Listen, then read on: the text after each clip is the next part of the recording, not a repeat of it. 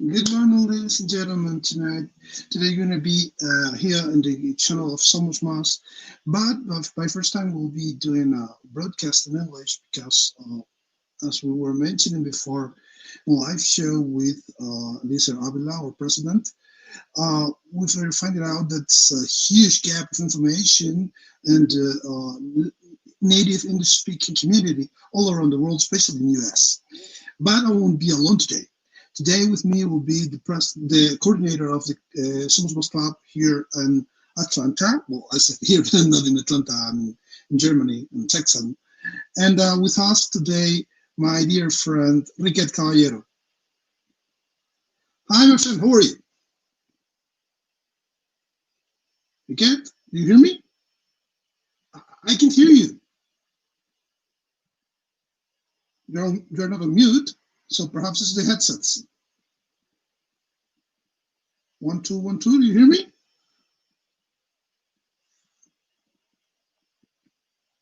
Technology is always a shame.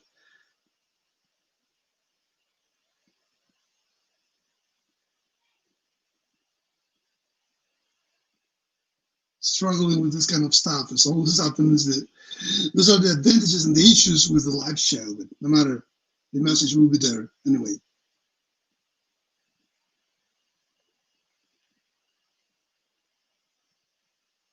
Unmute yourself, please.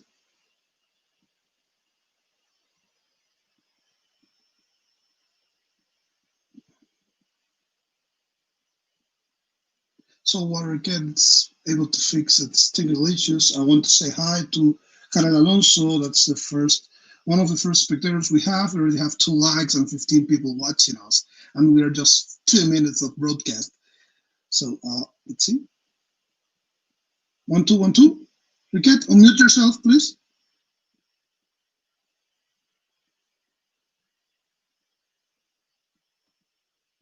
Sometimes the most powerful tools. Now you hear me, but unmute yourself. I cannot hear you. One two Can one you? two. Oh, okay, I can hear you. We're good. We're excellent. How you doing, boss? Great. What about boss? I'm just a stupid guy. I'm this doing with the camera. Are you kidding is me? how. Hey, man. I moved to Atlanta, so this is how we talk out here. I'm in the South now, man.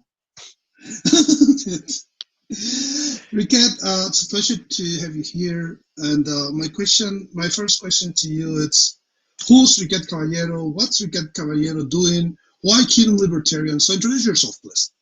All right. So my actual name is Riquet Caballero. You gotta roll the R. I'm from Cuba, Santiago de Cuba. I came to the United States in 1998. My dad was actually part of the rafter exile in the 90s. Ooh, He went to Guantanamo Bay.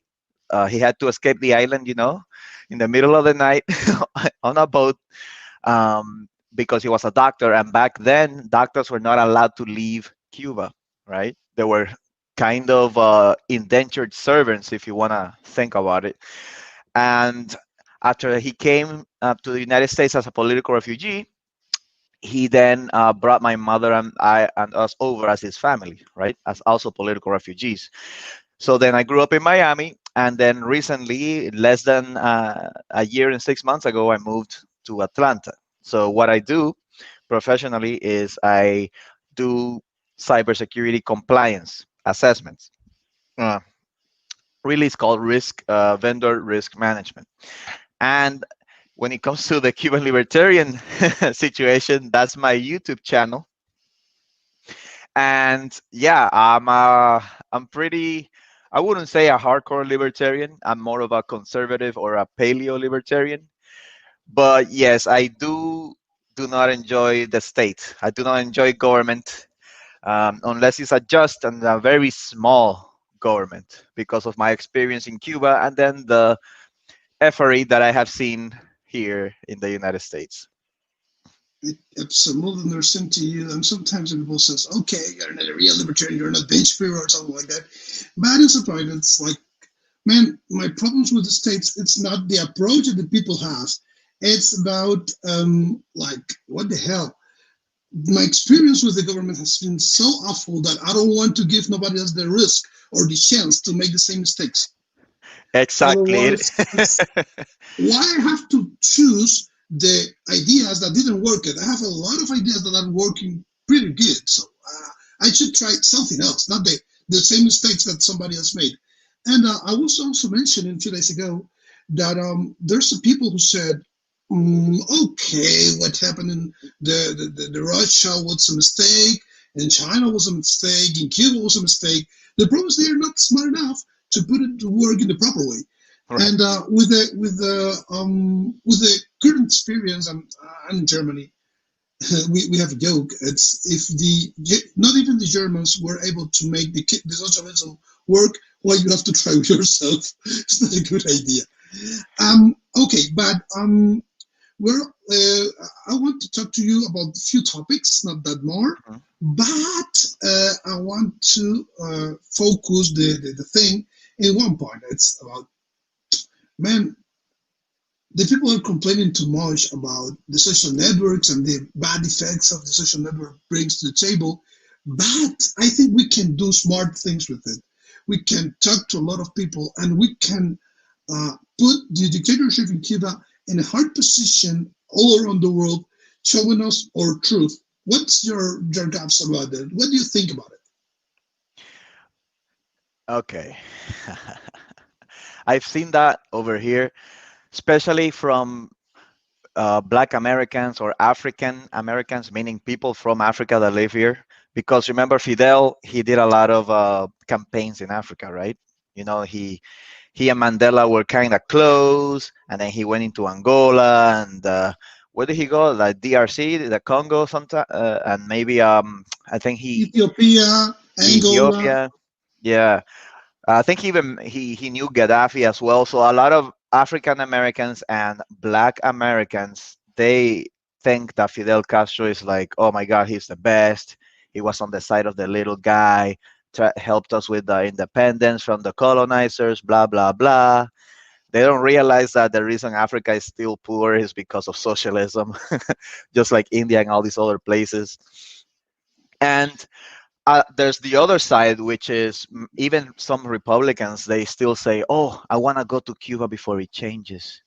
And I'm thinking, Like we were a zoo, and then you're watching animals there. It's like, they want to come go on, to come on. Jurassic Park. You know, they see the old ass Jurassic cars, the Jurassic buildings. Even It's our population is aged. I think it's like 60% over 60, and then like very few young people. People are not having babies. So yeah, yeah, they but want to. the problem with that, it's just to interrupt you, Ricard.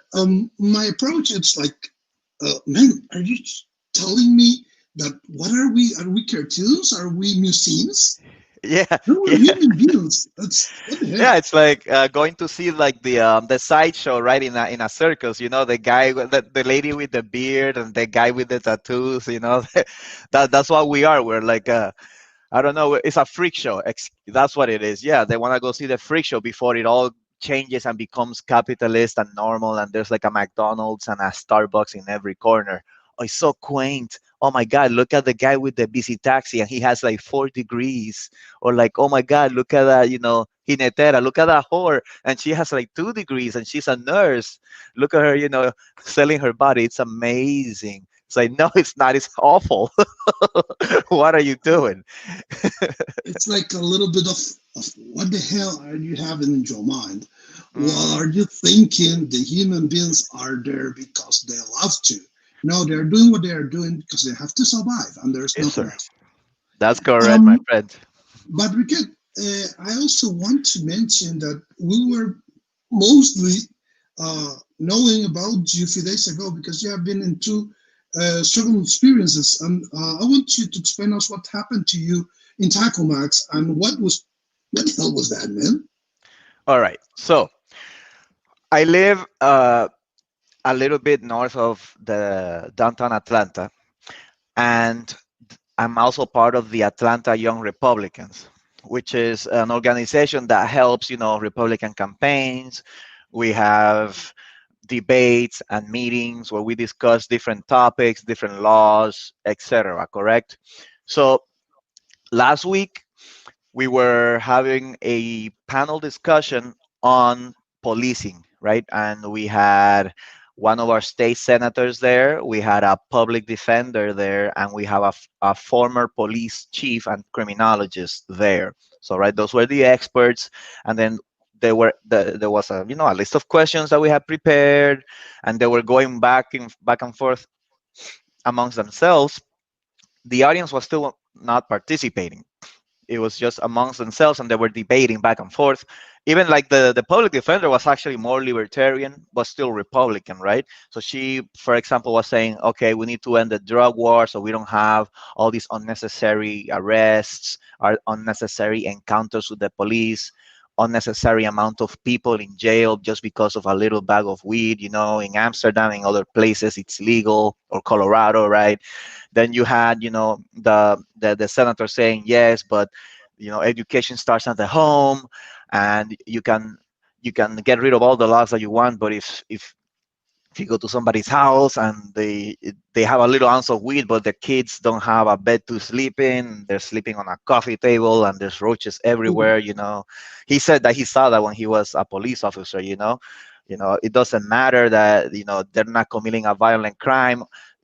Sometimes people that do drugs, then it's just a symptom of like they're not having like a really good life you know uh, so it depends on the family, the culture. It's about how you behave.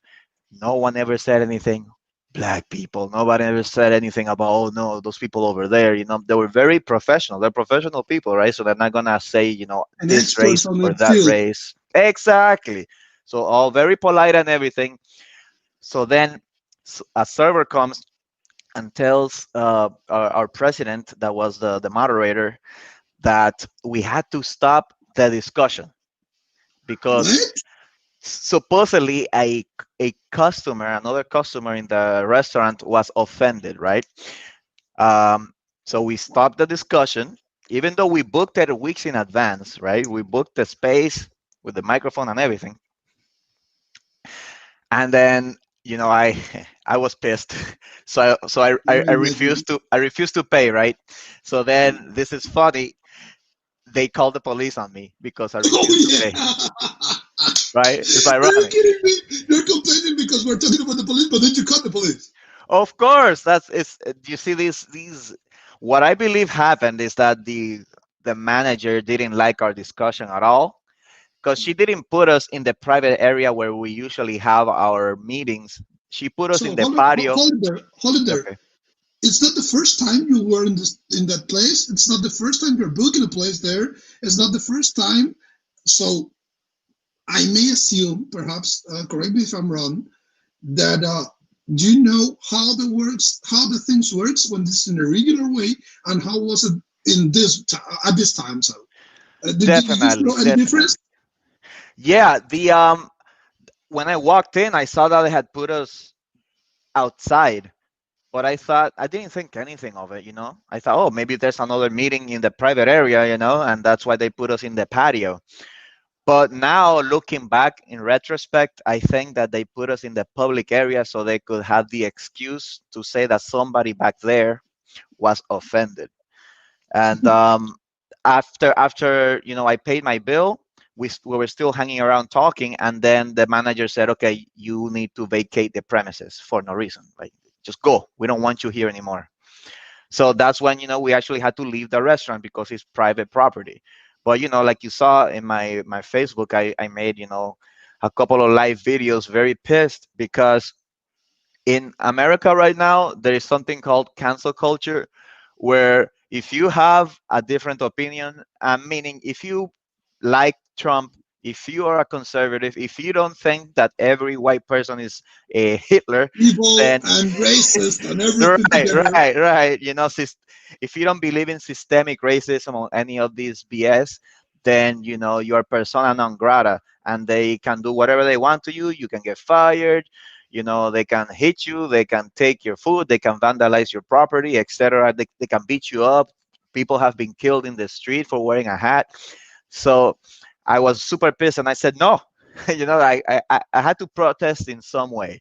So that's pretty much what happened. That's what you saw. And boycott Taco Mac, all right, because it's not right. We've been going to that restaurant for more than a year, having our meetings there, and now these people think that they can get away with it, and they can't. It's a shame. Yeah, man. My dear friend, but the core topic of this it's the approach that we have about the struggling against the government, the Cuban government or the Cuban dictatorship. I won't make a difference in the semantics here because government is who governs, who rules a world, who rules a country, and in some point we should be aware of that. No matter if it's in a democratic way or in a dictatorship way. I won't get into a semantical discussion here, especially because no one of us is a linguistic. And on those terms, what do you think? What's the effects of this, let's say, new wave of Cuban people talking on social networks against the Cuban government? And we may mention a lot of names, perhaps Otaola, perhaps Carlito Madrid, Eliezer Avila, uh, a bunch of people, more than 10, 12, and a lot of them with a lot of public listening and understanding what they're speaking about. What do you think about it? That is very, very interesting that you asked that question because recently I attended. Oh my God, we were both there. That the fighting blockades and COVID-19, why U.S. sanctions in Latin America must Excellent. end. Hold on, let me see if I can actually share the little like logo with the screen with the audience. This thing right here. So yeah, look at that beautiful. Oh my God. So It's this, insane. let me tell you guys, this was an event um, where Christine Blower, Labor member of the House of Lords in the UK and a former General Secretary of the National Union of Teachers. Okay, where Adam Chavez Frias, that's right, Hugo Chavez's brother was a panelist, and the not the Cuban ambassador because she was sick, but Julio Pujol, which is the chief of the mission of Cuba in the UK, was also a panelist. And the person that I want to refer to specifically for this question is Sophia Clark, which is a Nicaraguan, a Master of International Law, and she teaches in National Autonomous University of Nicaragua.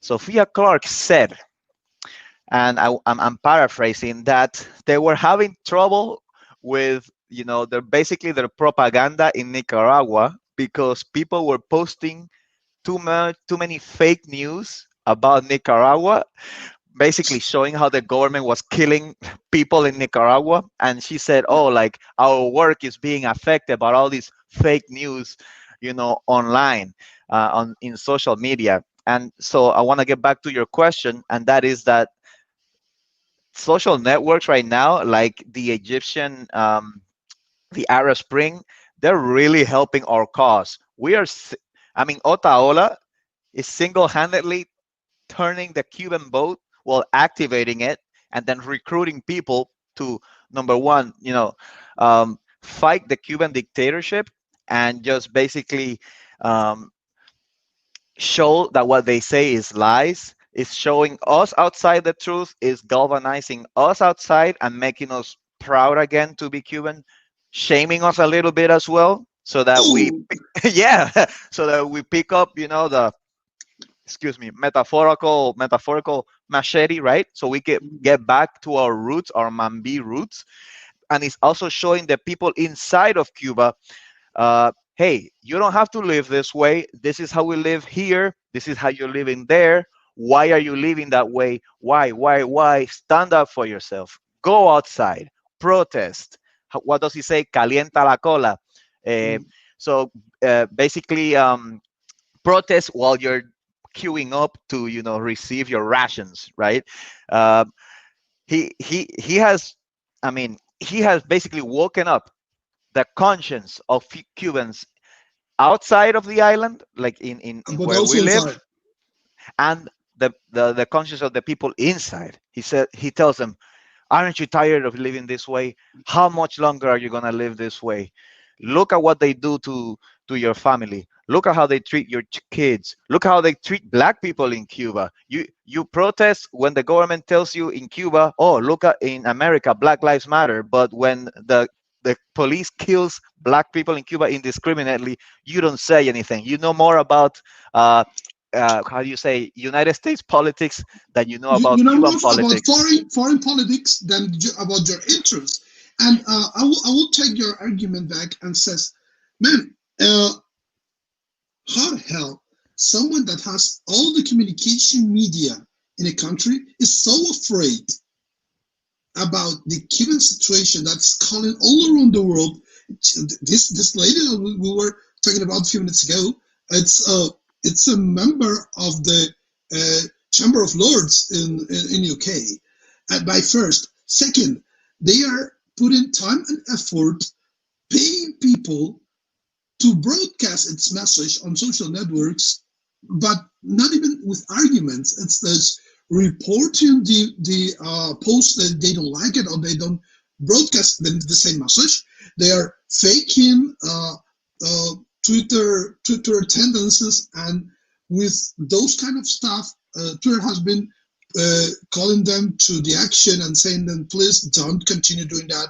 They have been complaining a lot about what Twitter have been doing with the official Twitter accounts for the Cuban government, saying that what you're doing is not allowed.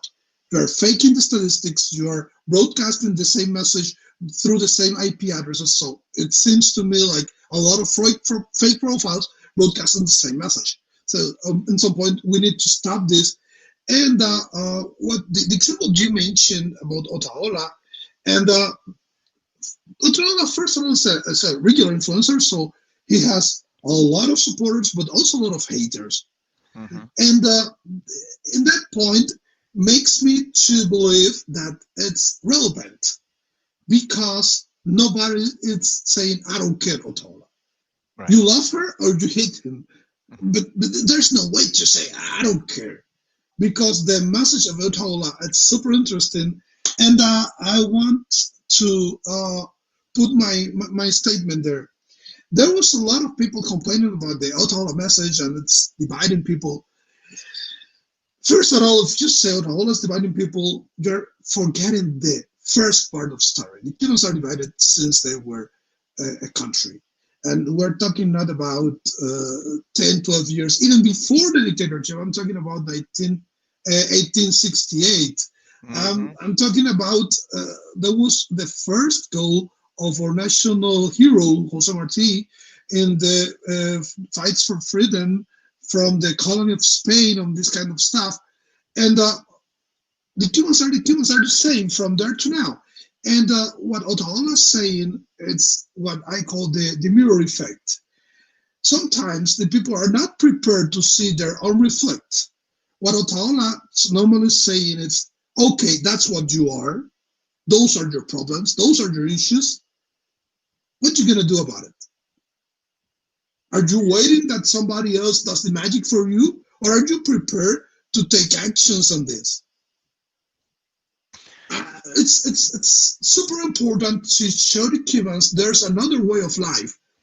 I'm not saying the American way of life because I have never been in America. I've never been in that approach of what the hell the people believes it will be Cuba when it becomes a capitalist country, hopefully soon. And by last, it's there's this species of not even discussable sentence about okay, if Cuba becomes capitalist, it will be like the worst possible capitalist, the capitalism from Honduras, El Salvador, Central America. But man, nowadays, there's a lot of Cubans immigrating already to those countries. That's right. That's right. So There's you're people in changing, Haiti. you're Hey, changing, Haiti, you're which is changing me, go ahead. you're changing me something that I want to change by myself because I'm going to those places. There's a Cuban joke about There are Cuban people trying to take a plane, but in the public announcement system, they say, excuse us, please don't take this plane will fall down. And the Cubans in the line saying, we don't care what it falls down, it's good enough. That's funny. But I know people that go to Haiti to buy, food, clothes, use like secondhand clothes in Haiti to sell in Cuba. I know people that have just moved to Haiti completely to live there with all the poverty, all the violent protests, all the problems that Haiti has, I mean, you know what all those countries in Central America have that Cuba doesn't have? Carne asada, food, cheese. It could be like, the most violent with all the gangs in the world, but they have a market, a capitalist market where you can buy food. In Cuba with money, sometimes there's no food. No, Okay. the thing is For the no opposite reason. way around. Again, it's in the opposite way around. Sometimes there's food. So that's right, sometimes there is food. Like, people don't realize that in Cuba the government is in charge of all the supermarkets. Let me repeat that again. In Cuba, all the supermarkets are owned by the government. So they manage, or let's say they mismanage the supply of goods and services. And the Sometimes you, worst thing is that you don't have even the chance of changing those wrong managers to choose mm, somebody else that perhaps can manage the things in a better way.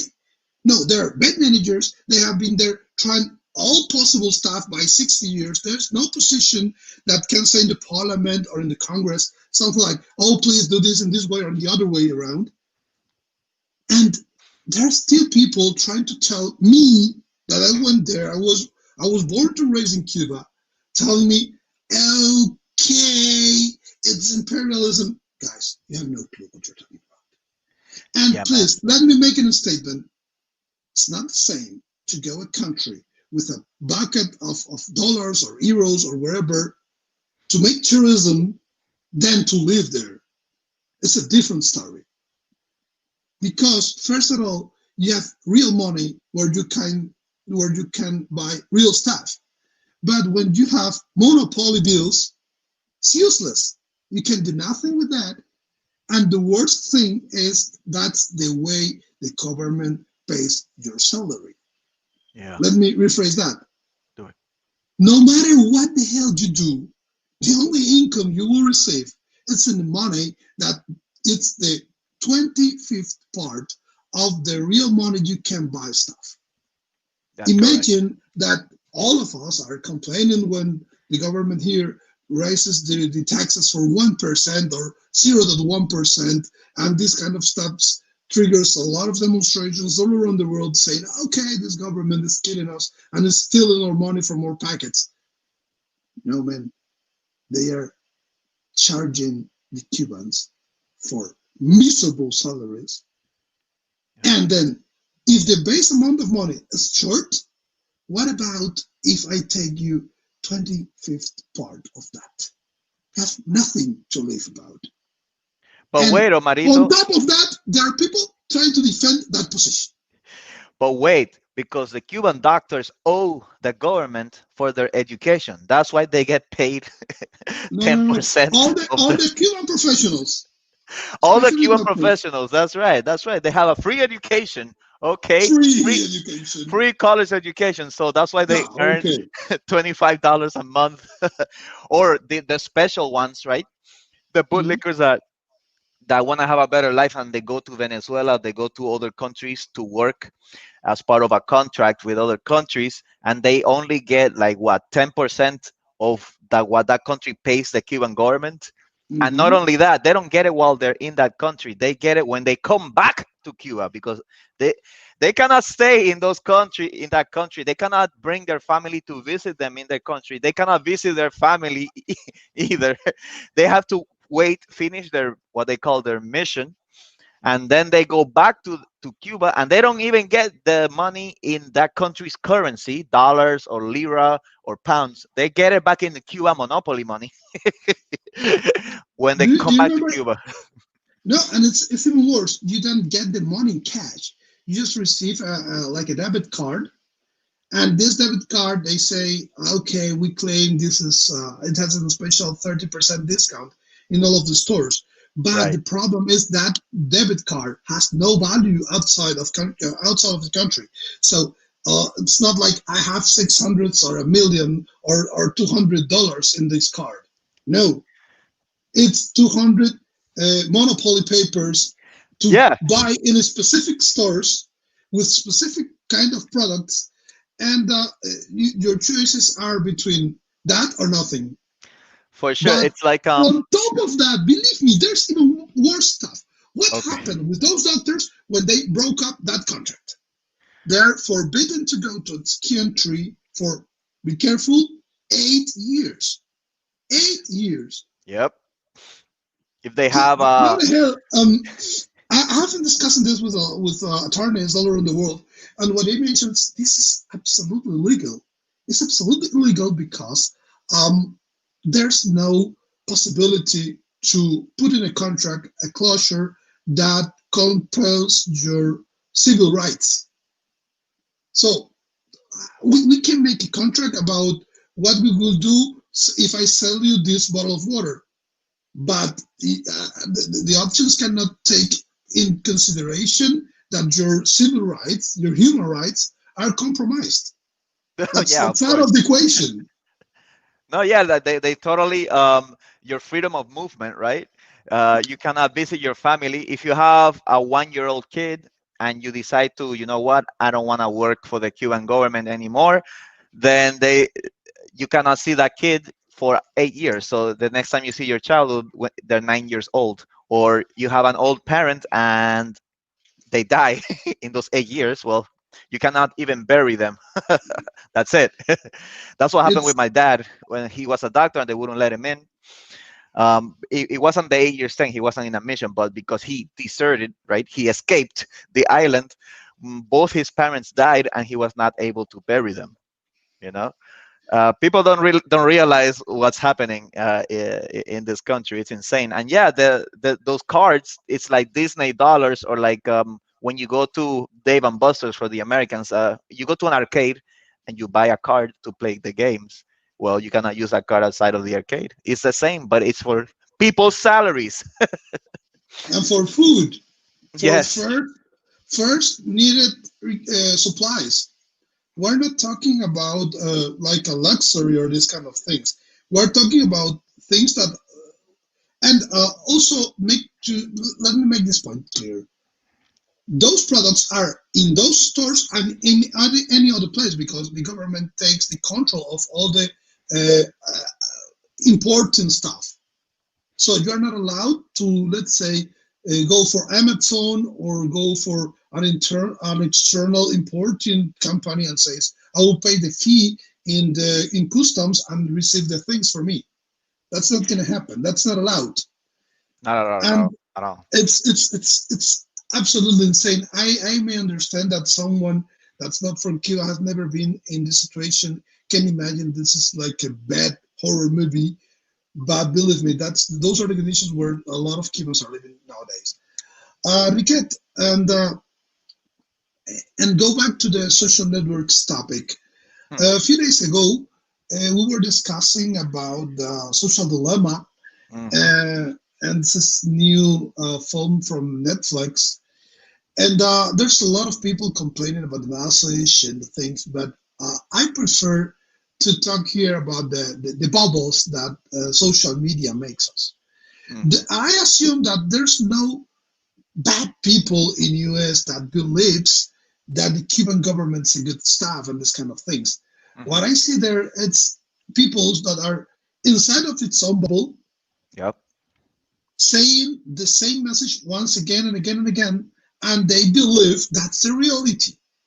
But what that documentary was showing us is that that's the algorithm of Facebook that implies the idea of the way of they.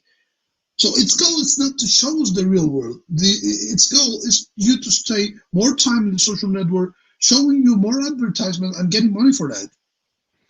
And then you prefer to watch videos or see posts about uh, ideas that seems to be more or less similar than yours, and the people are believing a lot of stuff, taking as a base of knowledge Facebook, Twitter, Instagram, YouTube, and they don't see that those algorithms are lying them or not lying them, and they're showing the best interest of the company and not the best interest of the information and the quality information for each one of them. What do you believe about it? Because That's that's what I think is happening in the American universities, but I have never been there, so I want your honest opinion.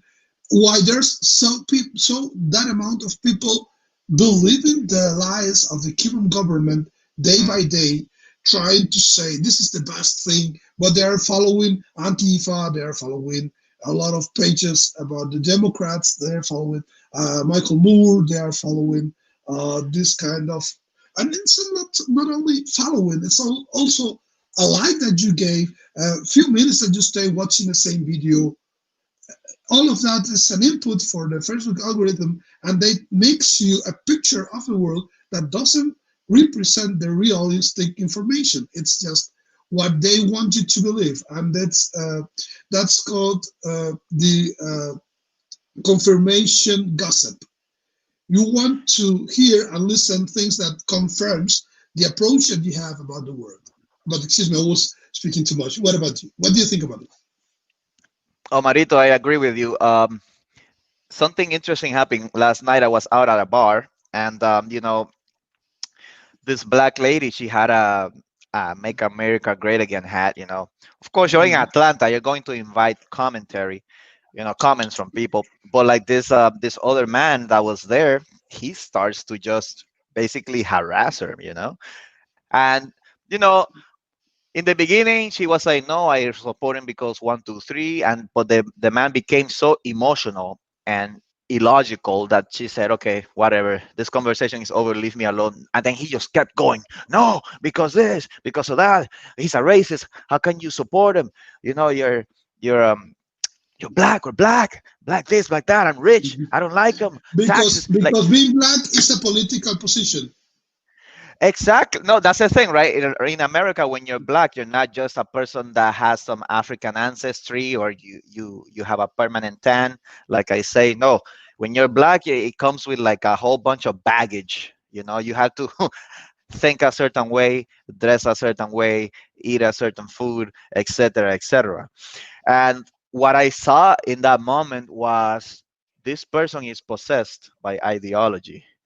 This person cannot think Think by logically, themselves. critically by themselves. And that is something that has happened, um, not just because of social media, but it has greatly been helped by social media. The biases that people already had, they've basically been concentrated in these bubbles, feeding on itself, growing, just becoming more like just taking over people's lives.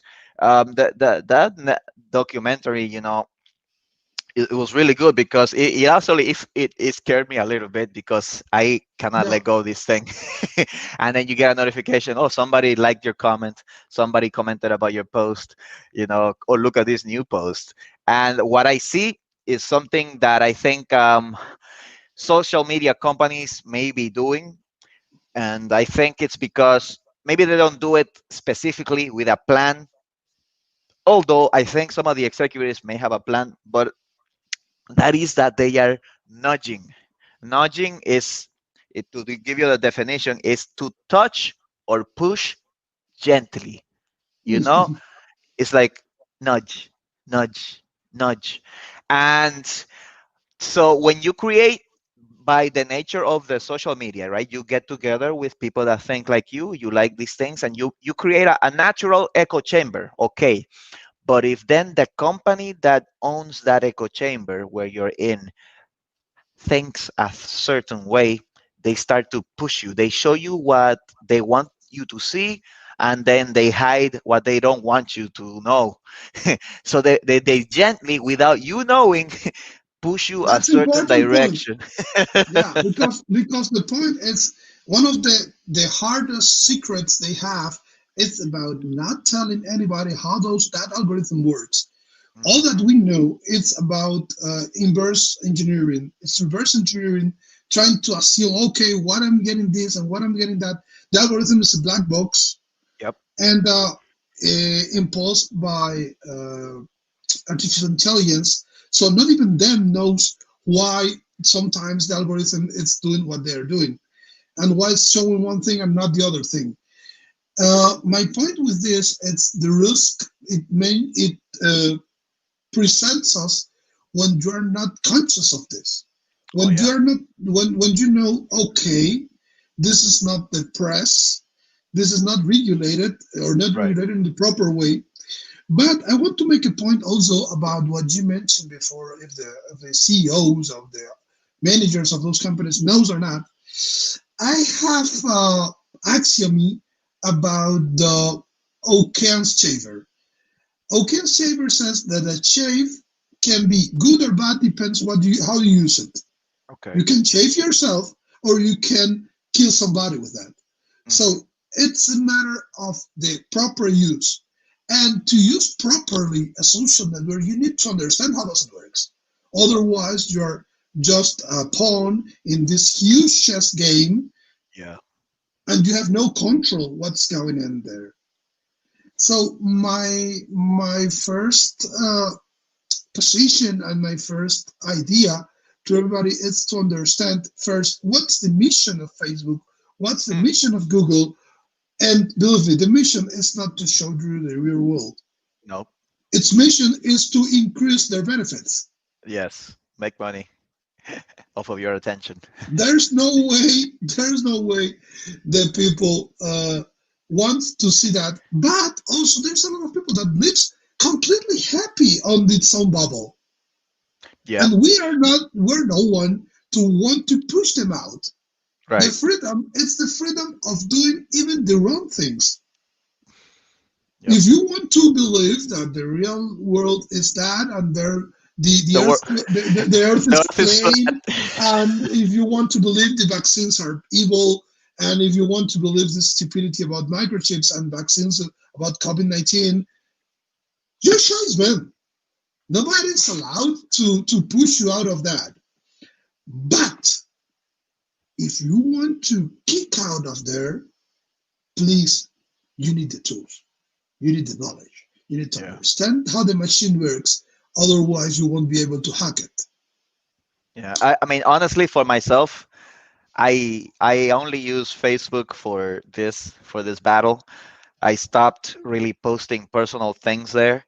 Mhm. I use Instagram for when I go out. I'll be honest, is to post pictures so that girls like, because that No, now, now you gotta have your 10 Instagram points on of point, honesty there. right? So 10 they points of are honesty. tools for a specific purpose. Facebook is for fighting Cuba and dictatorship. Instagram is to get girls.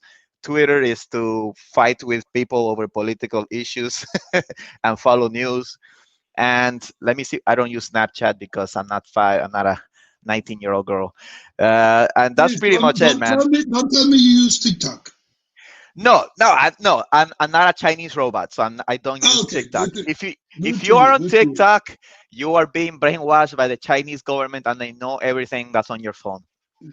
Delete that Believe shit. me, it's is it like you have to choose between being part of the machinery of all the California stuff, all of the Silicon Valley stuff, or you can choose being in the side of the Chinese government.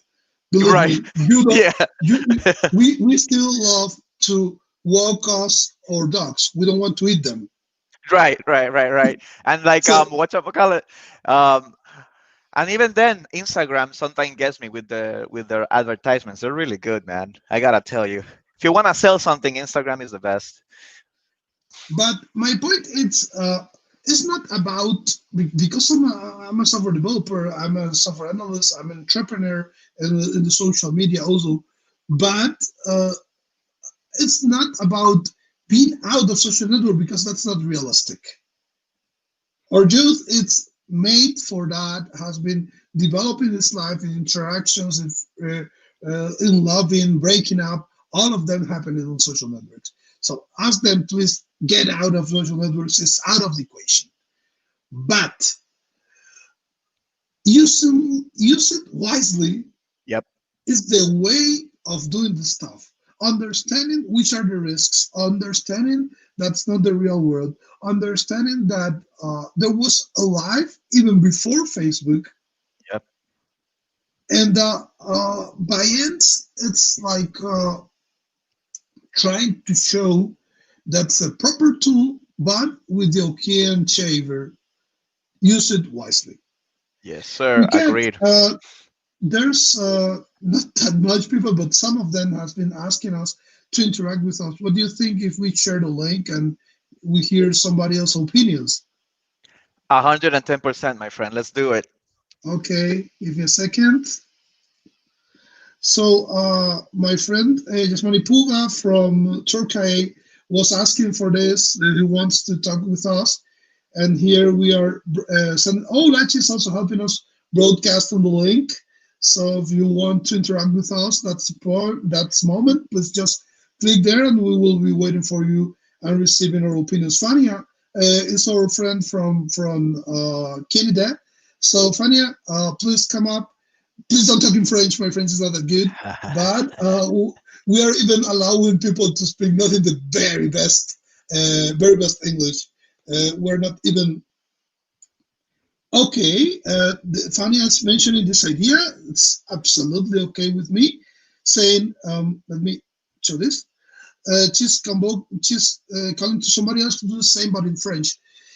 My point is the first time we're doing this in English, and for me, it's been a terrifying experience because Yeah. I'm absolutely shocked about speaking that long time in English.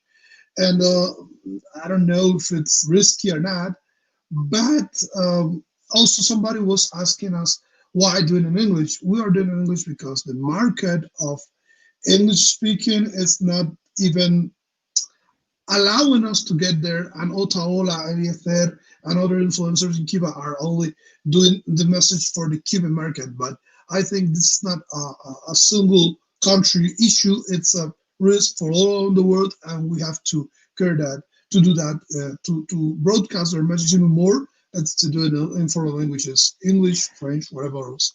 I will try Right. to do the same in German also. Oh, well, I wish I could participate. I think German's pretty cool. Um, yeah. Okay, the it's like speaking. It's like speaking English, but with a potato in the mouth. with a potato in your mouth. That's funny. No, man. The thing about doing these things in English is that you're definitely gonna reach a lot of natural allies that the Cuban people have, but that they don't know our struggle. So, for example, we will be able to connect with the libertarians, with the conservatives, with the human rights, fighters all around the world that know English. They don't have to be in an English-speaking country, but because English is such a popular language, to do business and science around the world, and because popular culture, Hollywood is everywhere. So most countries have a significant English speaking population, so we'll be able to reach them globally. People that maybe they're not into politics, maybe they just love Cuba, but they didn't know this side of Cuba, right? So that's the whole point of doing this. We, like you said, we have a ton of people doing this in Spanish every day. I mean, it's a lot of influencers that we have in Spanish. But now we're going global, baby. We're going international, and this is how we And do it. yeah, and to me, it's also the target of university guys that are surrounded by professors that claims, okay, socialism is good, the Republicans are blah blah blah, and in some point we need to send our message also, not against no one, but being able to say our truth. I'm not a political expert. I don't have a PhD about politics. But what I'm saying is what happened to me. You're mentioning what happened to your father. There's no way that someone can refuse that because those are not arguments that are even open to discussion. Those Yep. arguments are uh, pretty obvious, and uh, you cannot be against that. Lázaro Mireles, our coordinator in Spain, is with us. So, Lachi, do you want to participate with us? Tell me yes. Okay, he wants to come with Yes, us. yes. Hi, Hello, my guys. dear friend. How are you? Hello, I am fine, thanks. I just want to say that this was a great idea, and you need to try to repeat again with another theme or something like that. That was fantastic. No, we, Lachi, la estás tirando en inglés. You're speaking English, my friend. That's awesome, bro. I try not to remember, not to forget my English, but That's I excellent, prefer dude. to do something with Omar in Deutsch. Oh, wir müssen oh es my God. machen in Deutsch auch. Wir müssen was machen, yeah, of course. Okay, these guys just went over my head. Guten Tag, wie geht's? That's it. No more. Thank you. Believe me, Thank you. Also, those are 20 words more than I knew when I came Right? here. No, I I think had to get Duolingo. I think My also God. we are a lot million of Cuban people around the world. The Cuban people need to try to do something like that in different language. That is a good idea. We need to try to talk our realities with the people with our society in different countries. I That's think true, my friend. Yeah, yeah, we're like the Jewish people of the Caribbean. We're everywhere. here And when in you say everywhere, España, means everywhere. Everywhere, yeah. No, I mean we España, have somebody in Czech Republic. We have people in Israel too. I mean, and that's what's funny too is that we like to wear gold chains like the Israelis do as well. yeah. No, That's me. Eliezer was mentioning it's in one of his past shows was uh, the truth behind the success, and there was a Cuban guy trying to sell, I don't know, renting camels all around the desert. We were Cubans that were fishing in Alaska. We have people doing smart, amazing stuff in Singapore, doing great things in Australia. So in China, we also have a community of Cuban people that weren't, and it connects to the past topics we were talking about. There are people that went to China to work and they finally decided to stay there. How bad is the Cuban situation that someone takes to say to change one dictatorship with for another dictatorship? Yeah, man. Because my dictatorship it's a mistake. Um, and the last thing I want to say about this is, man, the immigrants never makes mistakes. If someone is taking the risk of putting its life on deputy, there's nothing else you can say about these people. Nobody immigrates from a better country to a worse country without a reason. That's So correct. Yeah, you have to check all your thoughts before complaining or before criticize those people. Perhaps there's things you don't know. Perhaps there are realities that you don't control, but super easy to say whatever you want about this. There are a lot of people saying us that they want to participate. I will Yeah, send let them him the in. link okay, one more time. they say I just want to say, Omar, that a lot of people say that the immigration of Cuba is product of economical situation or something like that. Back of this economical situation, there is always political situation. So people need to think about that also. Yeah, because what the people says is, I don't care politics. You don't care Yeah. politics, but politics cares about you. And in You are that in this situation, situation because and political situation in your country. That's it. and the, and the political situation, it's also who push us to make those tough decisions. Oh, here we have. Hello, Bonjour, Fania. Luke. Welcome. Bonjour. Oi, allô? This is our friend Fanny Je vais parler en Aurito Welcome, from français. Fania. Canada. No, no, no, no, no. They, Queremos escuchar tu inglés de Oi, puro. English. Yeah, English, my English. English is not very good looking. For the English-speaking people, they don't get this joke because it was a sentence made by Celia Cruz. It was one of our most famous singers. She was living alive in the U.S., but its English never improved that much, and that's where the sentence comes from. Yeah. So That's correct. Fania was yesterday. Fania and Estrella they was yesterday in a conference, feminist conference for the women's rights or something like that in Canada online. But was participating the consulate of Cuba, the Bilbao, this woman. That was ein chaos. Tell us, Fania. Yeah, I don't speak English. I want to try. Yes, yesterday. Yesterday was Keep going. Ale. a conference. A conference because than this ¿cómo se dice mes? Than this Month. month here in Canada we have ¡Hola, Alba! Sálvame, sálvame. Yeah. And this month here in Canada we have a month. The Latins, the people speak Spanish or Latin people, something Or like like that. Latin, like Hispanic history or Latin history month. Like they celebrate. Errands. Okay. Yeah, they celebrate errands, something like that. But yesterday we have the conference for the women's, and Okay. we was very very angry because the consul Mara Bilboa Diaz was the representative, the women representative yesterday, and Right. all the Cuban community Yeah. here and around the world, because we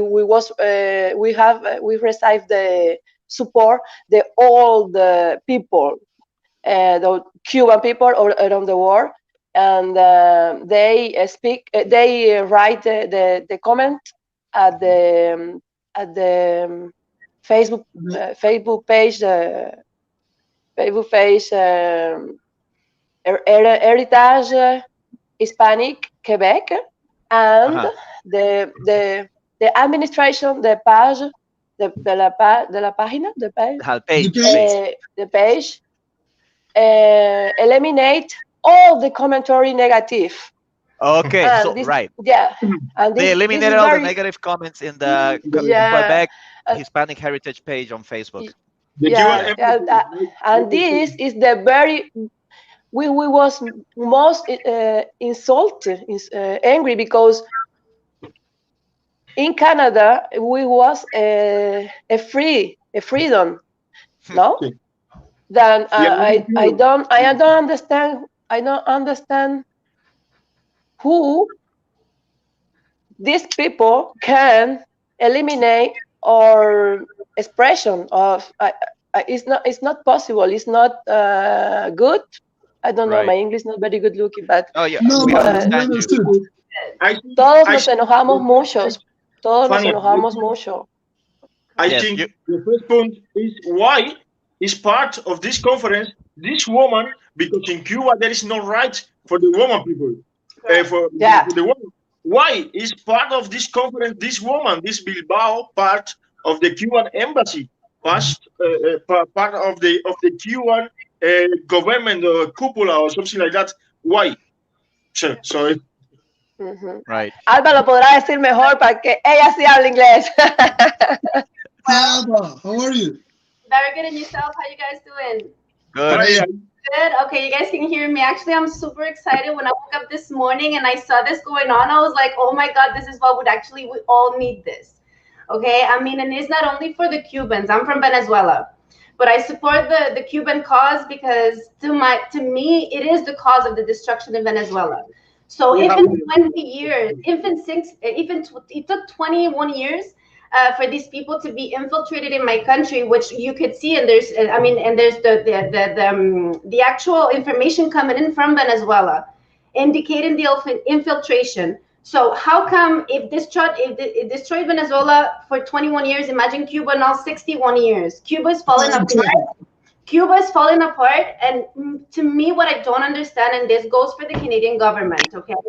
What I don't understand, when you look, and this is, bless you, when you look, like say you go into the Canadian Service Canada, which is the governmental page, to which in Google you can actually look for the information yourself, okay? And then you look, one day I was like, you know what, I don't understand why Canada is so quiet about what's going on in Cuba.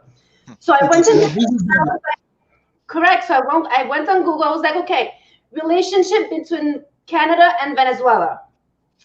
When the page is open, and I invite you guys to look for it, okay? It says, oh my God, the crisis in Venezuela. Canada supports all the freedom and the human rights and going on and on and on and on. So I was like, okay, so let me see what they do have to say about Cuba. Relationship between Canada and Cuba. Everything is wonderful in Cuba. Everything it's wonderful. And this is ridiculous, and I think it's very disrespectful for anybody around the world to see this.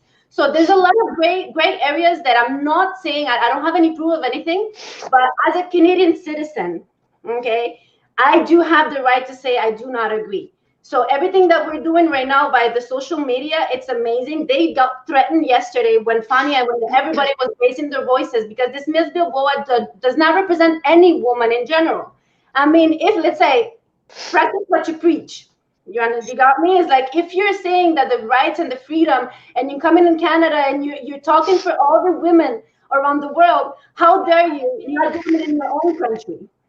You don't respect, you never said anything pro women to protect people in your country. So how dare you come in Canada? They open the doors wide open to you, and you come in here and lie, and then trying to go to Canadian universities to try and say that Cuba and the way of thinking is perfect, and that's not okay, and that's actually happening here, and it's very sad.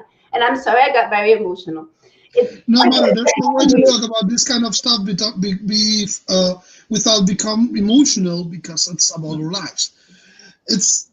I have no clue how someone pretends that we are able to have this concrete interaction, seeing lies day by day against our countries, saying us, okay, we have to put in front our economical benefits in front of the reality of the Cuban people struggling their issues, and sending a lot of promotions, a lot of broadcast fake messages all around the world saying, please come to us. Canada is one of the most important investors in the minery in Cuba. Cherry, it's one of the extractors of the Cuban nickel. Also, we have the situation with the tourism sending to Cuba. Canada is the most important emissary of foreign tourism in Cuba. It means a lot of money to the Cuban government, because there's no independent hotels in Cuba. All of them are handled by Gaesa. Gaesa, it's an economical brand that holds all of the hotels. All of the important funds are economic mates of being able to create something. You can imagine whatever, from a huge thing as a hotel, or a barbecue machine, or whatever you can imagine, a car rents, house renting, all of that is handled by Gaesa. And in that situation, that's what we are dealing with. We are handling a situation against a giant octopus that can take all of the measurements, can take all the laws, can change the laws to put it against the Cubans. But I'm also becoming too emotional. So we have a new partner here. Your name is Jasmani. Jasmani, tell us your impressions. What about you? How are you, my friend? Thank you so much for accepting me here. And thank you to Enrique for this beautiful project. I think the world needs to hear us.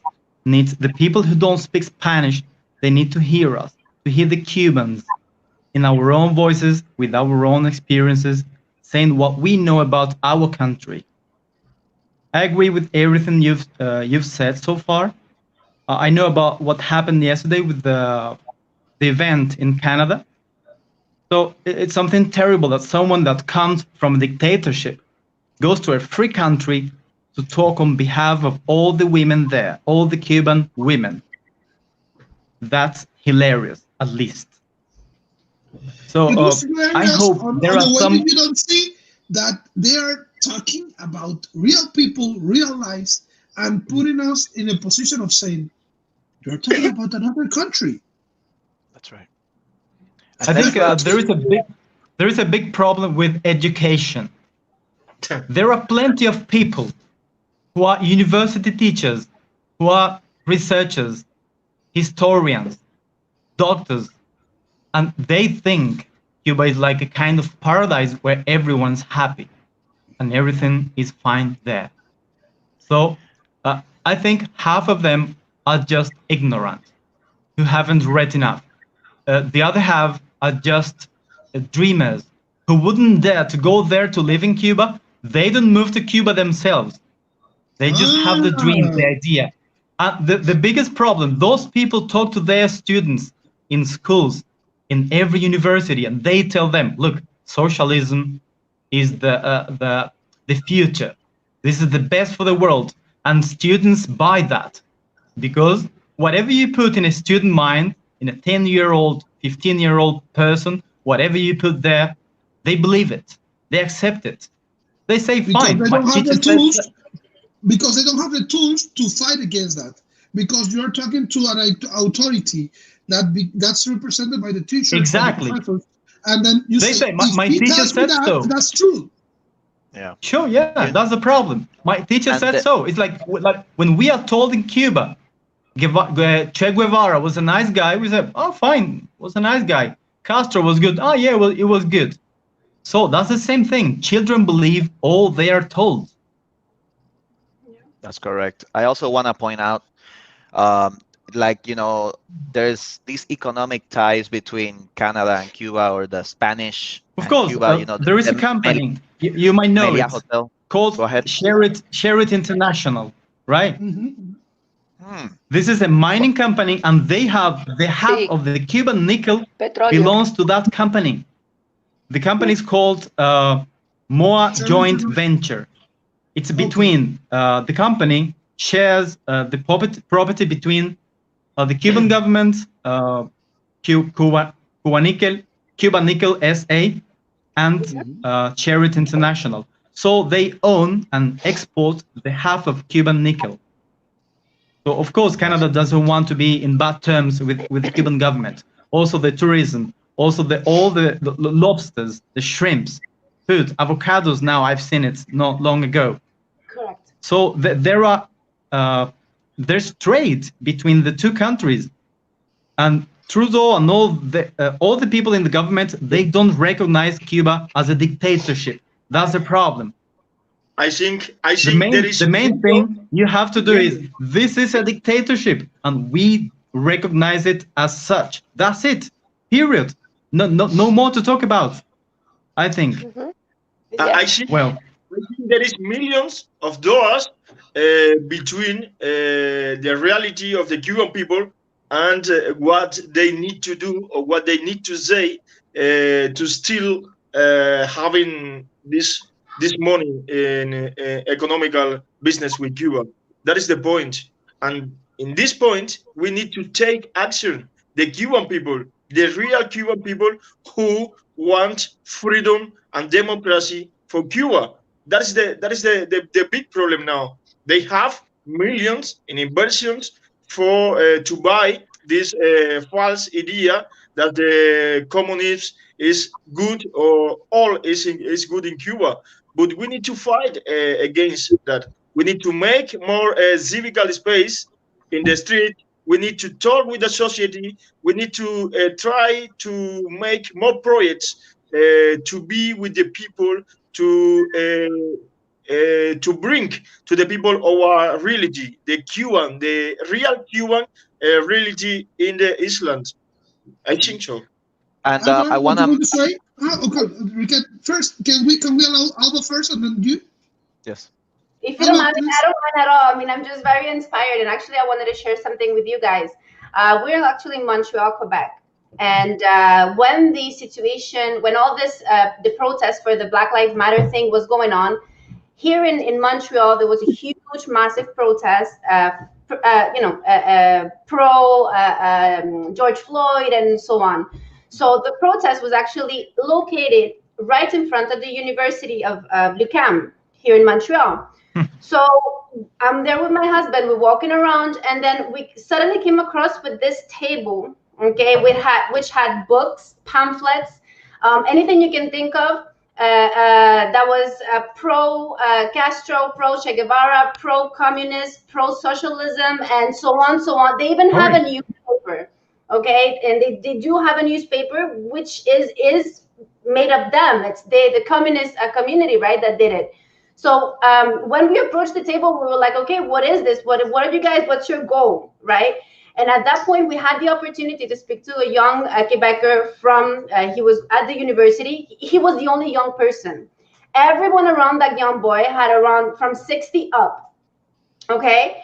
And we had an interaction. And actually, what was very interesting, that the old people that were around him, controlling him and who I would say indoctrinated him from whatever age, okay, they were just looking around trying to take him over. They pull him away, and he's like, you know what? He was very receptive. We were explaining to him, and he was like, oh, when my husband asked him exactly what it is that you're trying to do, and his answer was, oh, do you know the Cuban Revolution? And my husband is like, yes, I'm Cuban. And he's like, oh, yeah, you're Cuban. Okay, well, you know what? That's what we want to implement here in Quebec, here in Canada. Right away. No, and actually, I would invite you guys. We are actually from Cubanos Canadienses por una Cuba Democrática, Cubans Canadian for a Democratic Cuba. We're actually a movement here also in Montreal, in Canada. And we're doing this. We want to speak about the truth. We want to be able to reach to as many people as possible, and we are 100% with this, with Somos Más, which we believe that is one of the movements that actually has the more impact. Okay, there's Cuban Liberté. There's many different groups, and if you would like, you can visit the page. And this is not to make promotion. That I'm not trying to be disrespectful or anything, but I'm just you can actually see the. I don't know how this works, so I know sometimes people get very touchy with these things, and I just want to say that we're here supporting you guys. You can visit the page, and you will see the video in which my husband had the interaction with the gentleman. It was in French, but it's subtitled in Spanish, so you can actually take a look at it and see the conversation. And at the end of to make a long story short, at the end, an old man came across, and he was like, oh, you're telling me that in Cuba there's no food? Are you telling me that in Cuba there's no nothing? I was like, yeah, I can tell you, because because I would think I'm from Venezuela, but I think myself as a Cuban as well, because we're suffering the same damn thing that they're suffering, right? So let's be clear about it, right? So my husband and I were, and he was like, oh, I lived in Cuba. I lived 17 years in Cuba. And I was like, well, who did you live? I mean, I worked. I was like, okay, you worked for the Castro regime. You didn't work for the. I was 28. He wants to compare with me. Well, the what? I was 28 years there. There's no way. And I want to make clear this point.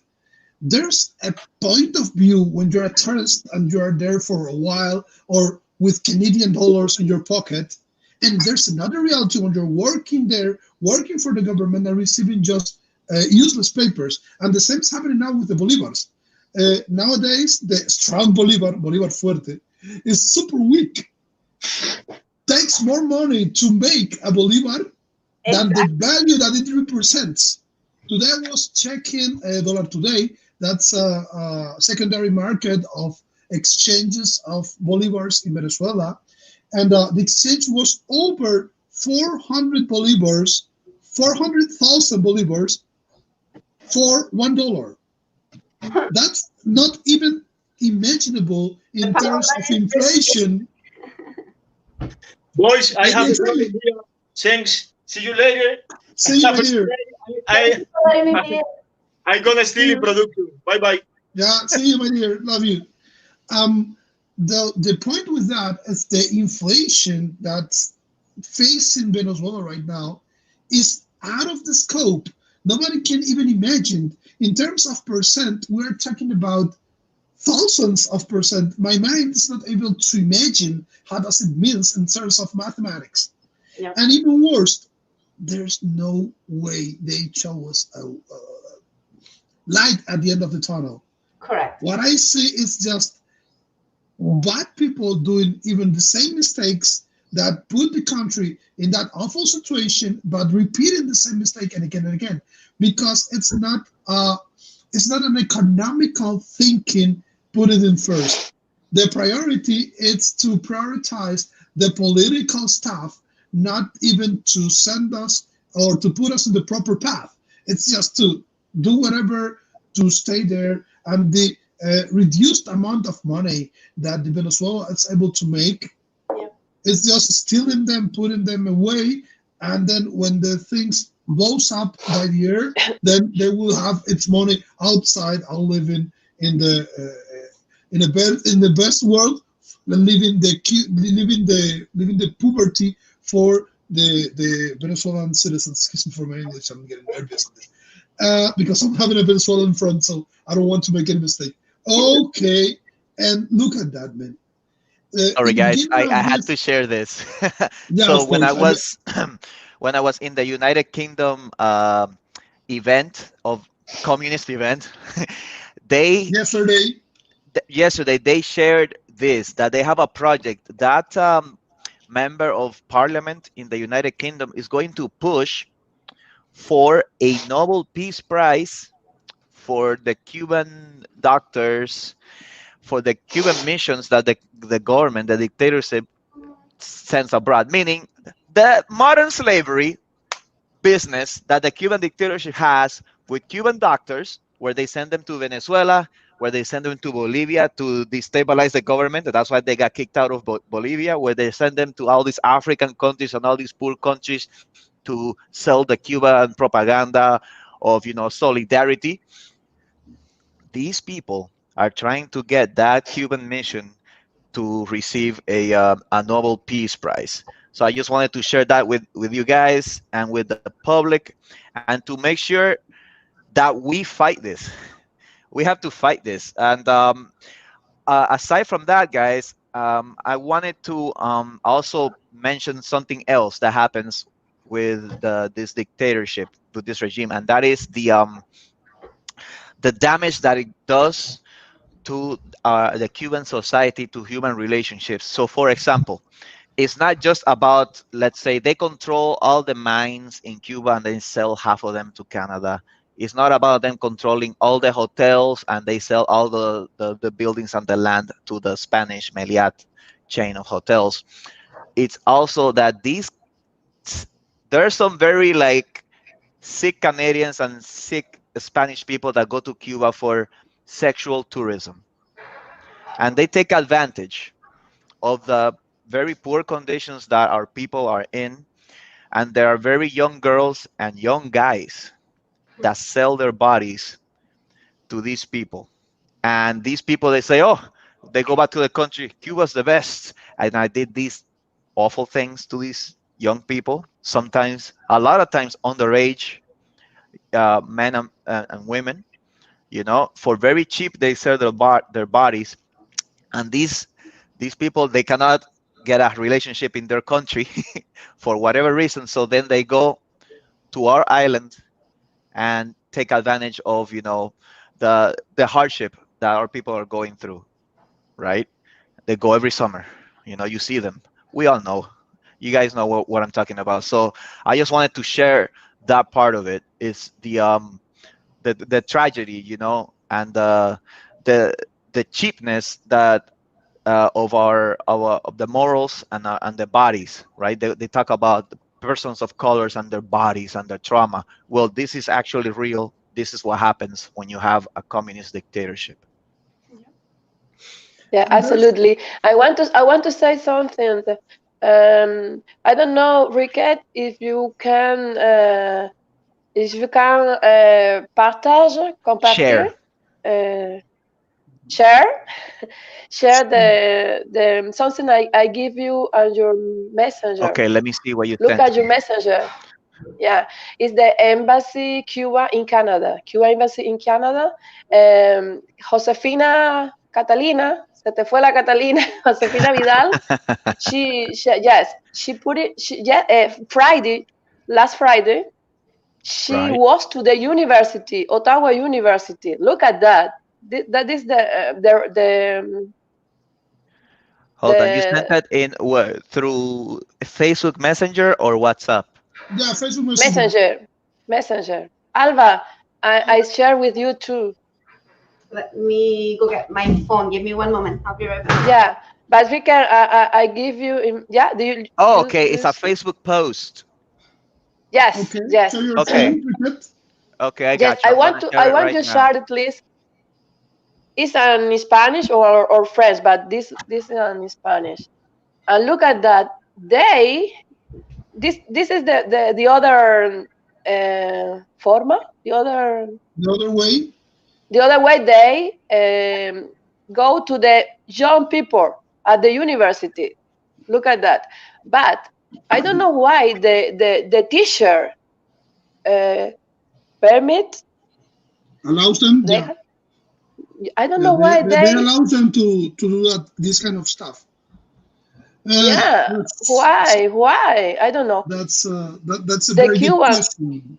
Yeah, the Cuban opposition. Mhm. We need to go to the university too. We need to share our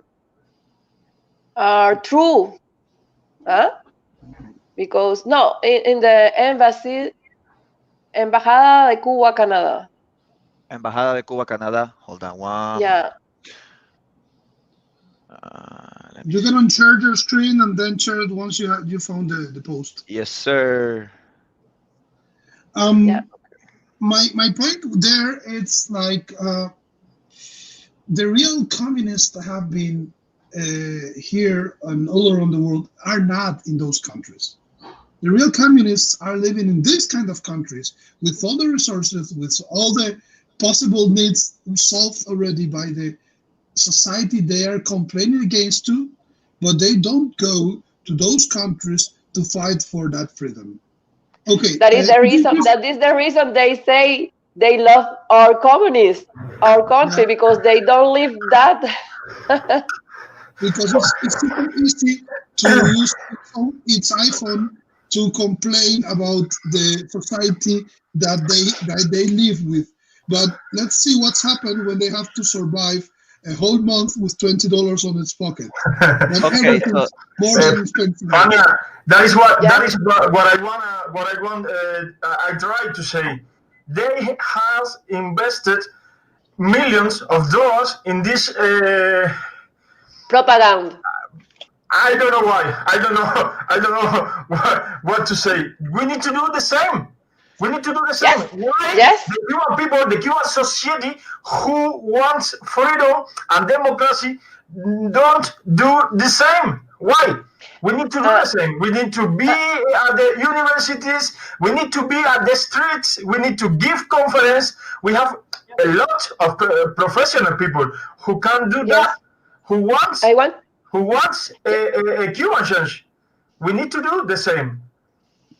I want to say something, Alba. The forum yesterday, I don't know, the last forum yesterday, they pay the government do Quebec pay for that.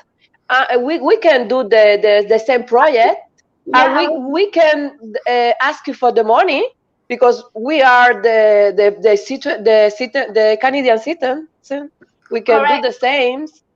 One thing that I would say, when I woke up this morning and I saw a message actually that somebody, I do not know the name of the person, I just don't want to assume, but someone who wrote in private to one of the women that was there for the debate, and she actually was threatened.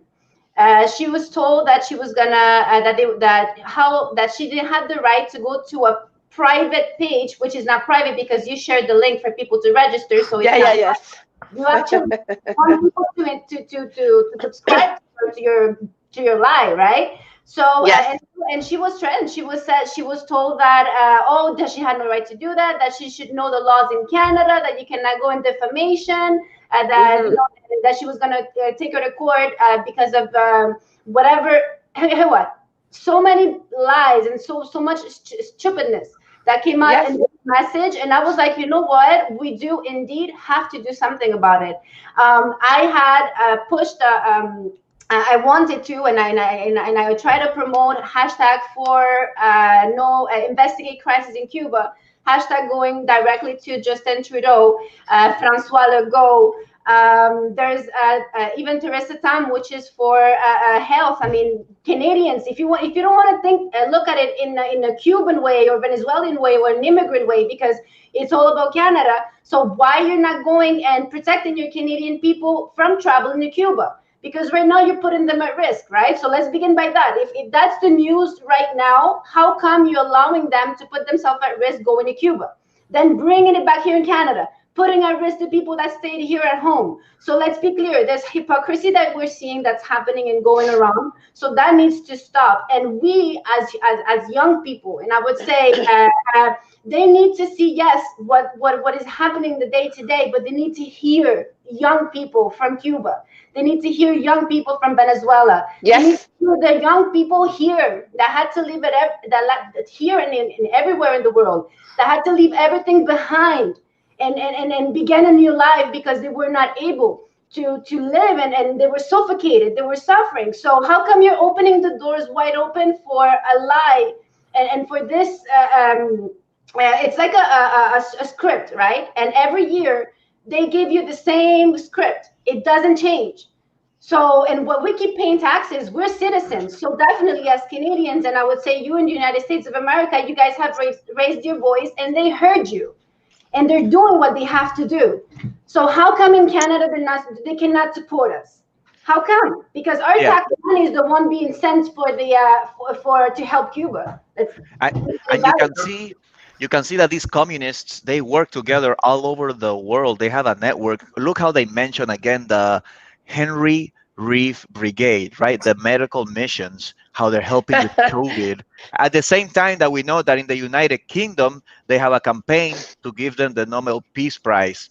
And talking about the vaccines, remember that now Russia is testing vaccines, COVID-19 vaccines in Cuba. So this is all related. This is all connected. And if you think Yes. that It, COVID-19, China, yes. Russia Yes. In the has in the nothing to in do the with in the Cuba, school in Yes, yesterday, no, Friday, the Josefina se te fue la Catalina talking about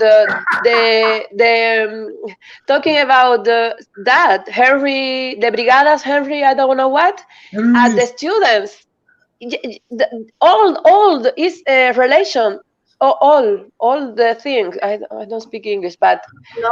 todo está unido, todo está relacionado. yeah, everything is Tratan de meter united, toda esa related. propaganda. Yeah, Yeah. there's something that I chide Americans about, and that is that they have um, neglected Latin America and especially Cuba. For 60 years, this side of the world has been destabilized, penetrated, turned upside down, inside out by the communist agents that Cuba sends everywhere. I mean, even in Miami, they've caught, I don't know how many Yes. spies, 12 or 5 spies, the 5 heroes, I don't know. Like, Eliezer, estamos hablando inglés, inglés de right? palo. Oye, está bien. Just throw the rocks, as we say. Just throw the. But English.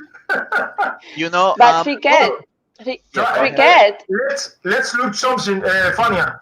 They make no mention of the slavery that Cuban doctors are subjected to be. That's right. They make no That's right. mention of that.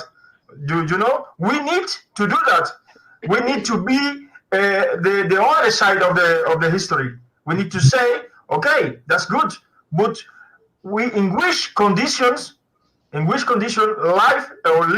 the Cuban doctors who the Cuban government sent to another countries or something like that. They become the 100% of the money, or in which situation we need to do something about.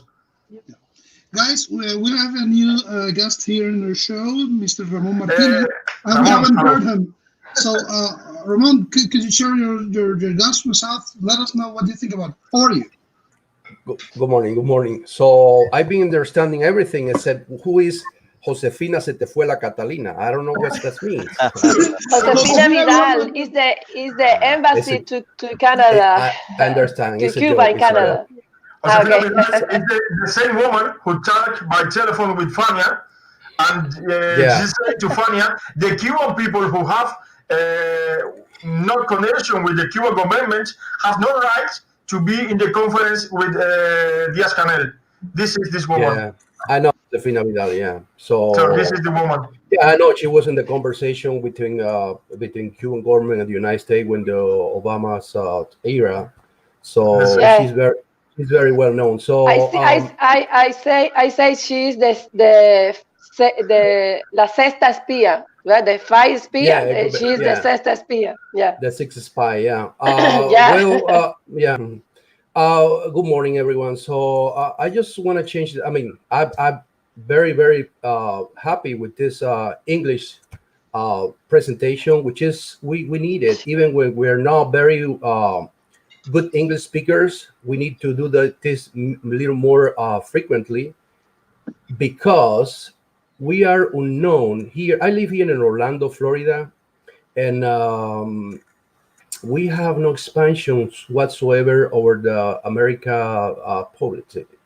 So the American people doesn't know us. We're speaking in between all the time in Spanish, which is our first language. I understand that. I mean, Cubans, or except if we do this exercise a little more in English, it's great to do it. So, but I just came here. I mean, I'm very close to the Somos Más. I don't know how to say the Somos Más in English. It's the same. We are plus. I mean, we are more. So something like that. And yeah, but I just came here to just change the subject on this conversation just for a little bit, and call the attention to all of you and the people who are gonna see you later about the situation that we have in Cuba right now. It's an emergency situation when one of our political prisoner, and which is right now on the hunger strike. His name is Michael Herrera Bones, and he's on the hunger strike since 2 or 3 years ago. He's my friend personally. We are work together for maybe Lazaro, the case. I've been insisting in the case of we know. Michael Herrera, and what happened now is like a Michael Herrera who has suspended all the Falcon. He's just have passed the favor to another prisoner to tell another members of UNPACU that he started on the hunger strike. Like, I think today Sunday was on maybe 3 or 4 days ago. So this is an extremely urgent situation that all the Cuban Democrats are facing at this moment, because Michael is a HIV patient. He have AIDS, no HIV. You can differentiate. There's Michael, yes. So yeah, the guy on the left is me, but this is Michael Herrera. Thank you for that. He's a very, very valiant guy. He's this is the post of Joel Parson, which is his cousin. Michael is incarcerated since last April, and he started on the hunger strike. Like when he started in April, he stayed 10 days, and the health situation of Michael is very severe at this moment, and he is in very serious danger for the deterioration of the health. And I just want to say that to you. I know the thousands of people want to watch this after, or maybe at this moment, and I really, really appreciate if you are in solidarity with this, because the health situation of Michael, one of the most valiant oppositors in Cuba, is facing now. It's very, very urgent situation, and you guys, if you amplify this, I really appreciate it. So that's what I want to say. I mean, I can stay here, I can speak a little more with you about any other issue, but I want my Cuban libertarian guy here, Riquet from Georgia. I mean, Jacksonville. Where you live, Riquet? Right now, I'm in Atlanta, Georgia, my friend. Atlanta, Georgia, my friend. That's So right. Dirty, I dirty. just, yeah. So I want to communicate that there's a small group of people trying to help Michael Herrera Bones, and I want to tell you that situation with him is he's in the Winnes prison, Winnes, and I don't know if it belongs to Artemisa or what's the other Mayabeque. I don't know where I think Winnes I think belong to Mayabeque or something like that. I think Mayabeque, yeah. So he's there, which is it's a jail just for people with HIV situation. So he's there. He have prohibited. He have banned the phone calls. Can you imagine how cruel is this? And I have all the history because Michael and me, we are friends. We work together. I mean, we work together for this common purposes of all Cubans, that we want a better Cuban tomorrow. So I feel very, very worried and concerned about the Michael situation. And during all this day, I'm gonna be insisting on other shows like this. And I know you're gonna be very sensible as well, like I'm doing right now. Ramon, the important situation is that we need to be there for the Cuban people. We need to be there for the Cuban who is having the consequence of fighting against the system in the Islam. We need to make action. We need to take action in medias or wherever. We need to try to still sharing was with Michael. We need to still bring information or actions from Michael or something like that. We can send petitions. We can try to find the way.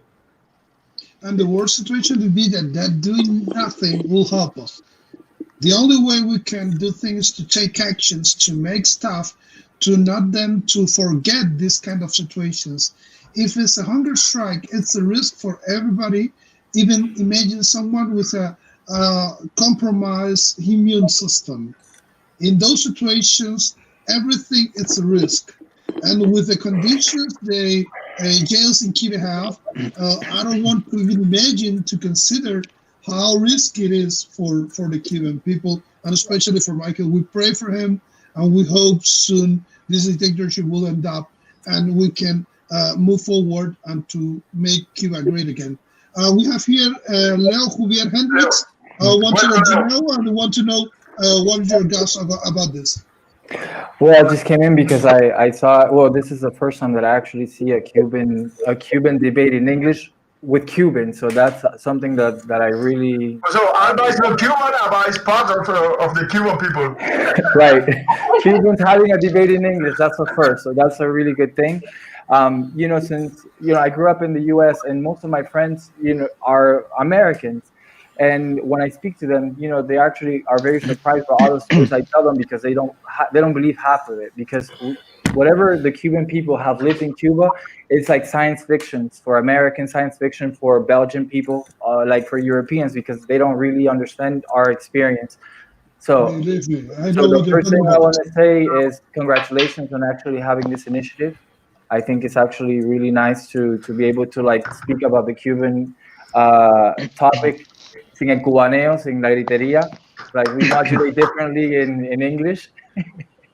Leo, we need to do this conference at the street in Brussels. Yeah, and another thing about your group. One of the things that is really important is for you to start actually associating yourself with other groups that are from the country. Like, for example, here in Belgium, we have a lot of different groups that are like human rights group. And one of the things that's most important for us Cubans to understand is that if we don't associate ourselves with the groups that are from the country, when we do manifestations and all this stuff, we're only doing manifestations for Cubans. other.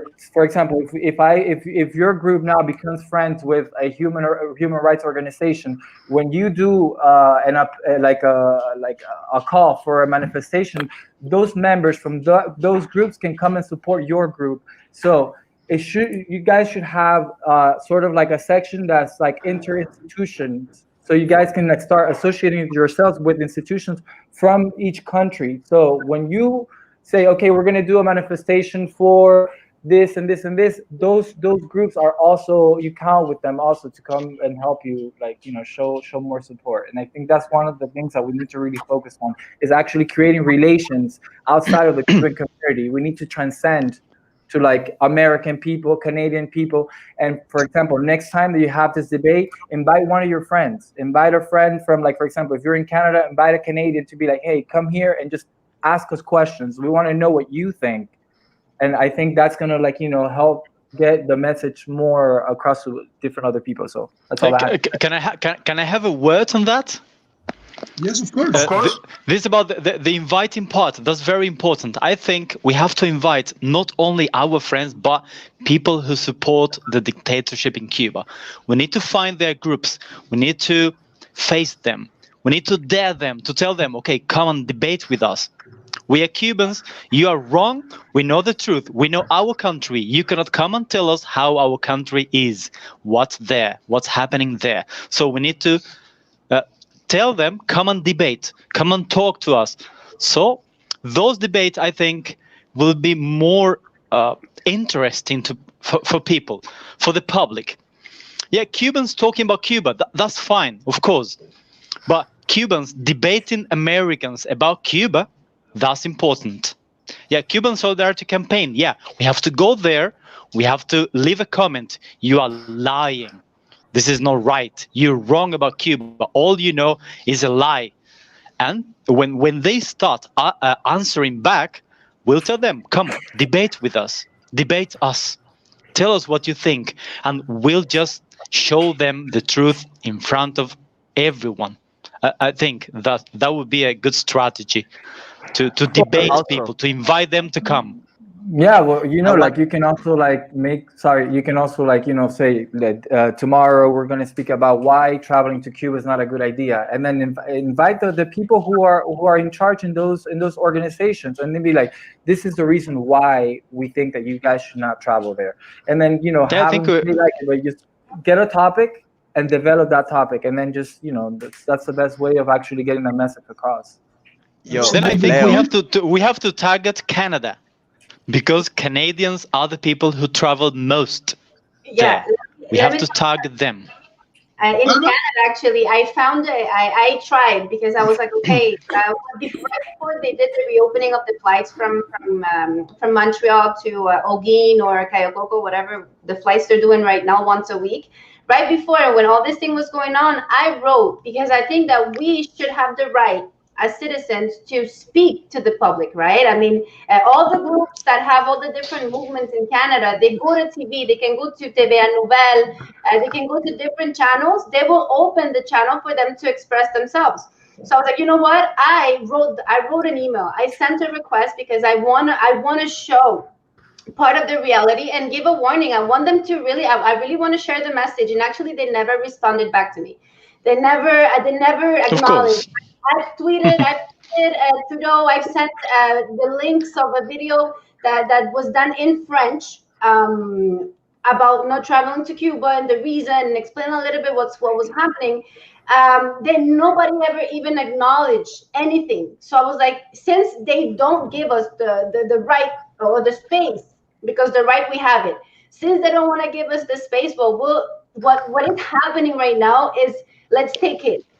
Let's take it, because we have the right to speak. We have the right to say our side of the story. In politics, there's the Democrats, Republicans, whatever. Well, here, there's the ones that don't want to defend and protect the freedom of their people. And there's the group of people that do want to defend the rights and protect their people. And that's where all of this comes in place. And I am with you guys 100%.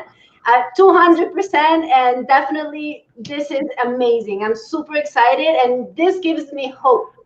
A lot of hope. A lot of hope. I think people, Fania's this there. You're there. You're very active in Canada. There is another guy. I don't remember his name. Darwin, I think. Darwin. Darwin. He as well Yeah, is they are very active online. You have to gather at least 100 people, 100 Cubans, and go there in front of any public building and tell them we are here and you are supporting a dictatorship. Tell them. Yeah. Guys, I want to point out Alba, that Now, Wait, now this wait. month, I want to say something. this month- Alba, I think. There is somebody here talking about Batista taking money from the mafia. Let's Who is remember- train number 7? I What- do what was that? believe. this Sorry? is even better. This is even oh, better. This is even better. What do we have here? Cuba have a free Okay. American dog. Ah, Let hold them on. come in. Invite them to come in. Yeah, first, let's put in the link. Then have Let them in. debate what we All think. right. I have Great. I have very interesting experience about Canada. I have a son living in Ottawa, Fania. So I visit Canada with my wife several times. So, and you have a strong job to do in Canada. Every time I visit Ottawa, it's like people knows about my accent, our accent. Say, where are you from? Say, I'm from Cuba. So, oh, Cuba, blah blah blah. Okay, I haven't visited my country for 20-something years, and on Ottawa International Airport, I saw just I'm from Santa Clara, so I saw that right flights where my land is. I was born and raised in Caibarien. Caibarien is one of the most beautiful, the North Keys in Caibarien are all these places were developed, and it's full of Canadian all the time. So I saw in the airport just a right flight from Ottawa to my homeland in Cuba. Say, oh my God, this is crazy. Did they show the price there? No, Did they show the price? Do you remember? No. Well, I used to work in the tourism in the. Please. No, I say it was a map. It was a map, and it was a screen there, just showing right flight from Ottawa to to the keys of North Villa Clara. Yeah. So it was crazy. Yeah. I used to work in the tourism industry, and they give very cheap options, like for $300-400, like 5-6 days in a hotel, all inclusive. Yeah, that's why many people from Canada, they go every year there, and they say this is wonderful. They stay in a beautiful hotel, nice beach. Yeah. They go around Remedios, Santa Clara, some cities. Yeah, the center, is well kept, is beautiful, it's clean. So they come back to Canada saying, Cuba's wonderful. Cuba's amazing. They love it. They go year by year, and they have even the offers that we Cubans in Cuba don't receive. Yeah. I'm struggling with Canadians when I go there, telling the truth, which is no, you're not talking the truth. That's not the truth. I'm from there. I was born and raised in that horrible regime, and they showing just the nice face. But if you go to my hometown in Caibarien and you see the street around, you go to Remedios, but you don't go to Caibarien. It's 7 kilometers away. So I go to Canada to fight Canadians just talking nice things about my country, and I'm not. They don't believe you. They don't believe you. They don't believe me. But imagine me in Ottawa just fighting with. I remember a guy in the telephone area. And I was there to fix my son's telephone, and say, "Where are you from?" Say, "Well, I'm from Cuba." Say, "Oh my God, I went to Cuba." Blah blah blah. Several times say, "You sucks, man. You suck." So my wife say, "Oh, stop it." No, I'm very exciting when I discuss with these people in Canada, because they say you're taking my country. You're invading my country. That's my land. Frustrating. It's very frustrating. Yeah. People, I want to invite everybody to find this petition and change Democratic Nations under the name Denunciemos a la dictadura cubana. You can find all the information also in English. Okay. Does this petition come from Canada, from Fania, and from all the group there? You can find all the information in Spanish, English, and French also. I Could you signed please it. put I the know link? it. Could you please put the link on the comments section so everybody can Can follow them? Can you make, Fania? Can you make that? Denunciemos a la dictadura cubana is the name. Yes, I want to put the link now. Okay, for you if to you know, can. this petition is in 3 languages: French, Yeah. English, and Spanish. Basically, this is a petition for the democratic countries in the world, for the governments to recognize that there is a dictatorship in Cuba. That's it.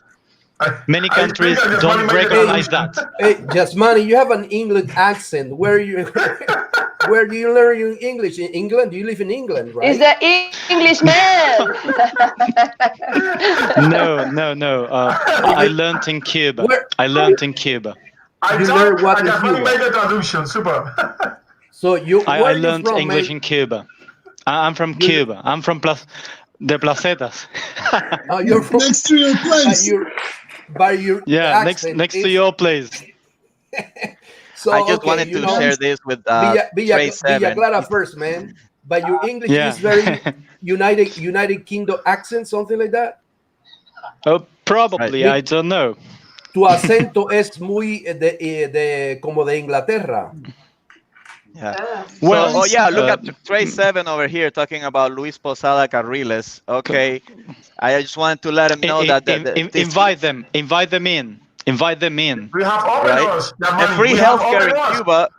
Everybody can come.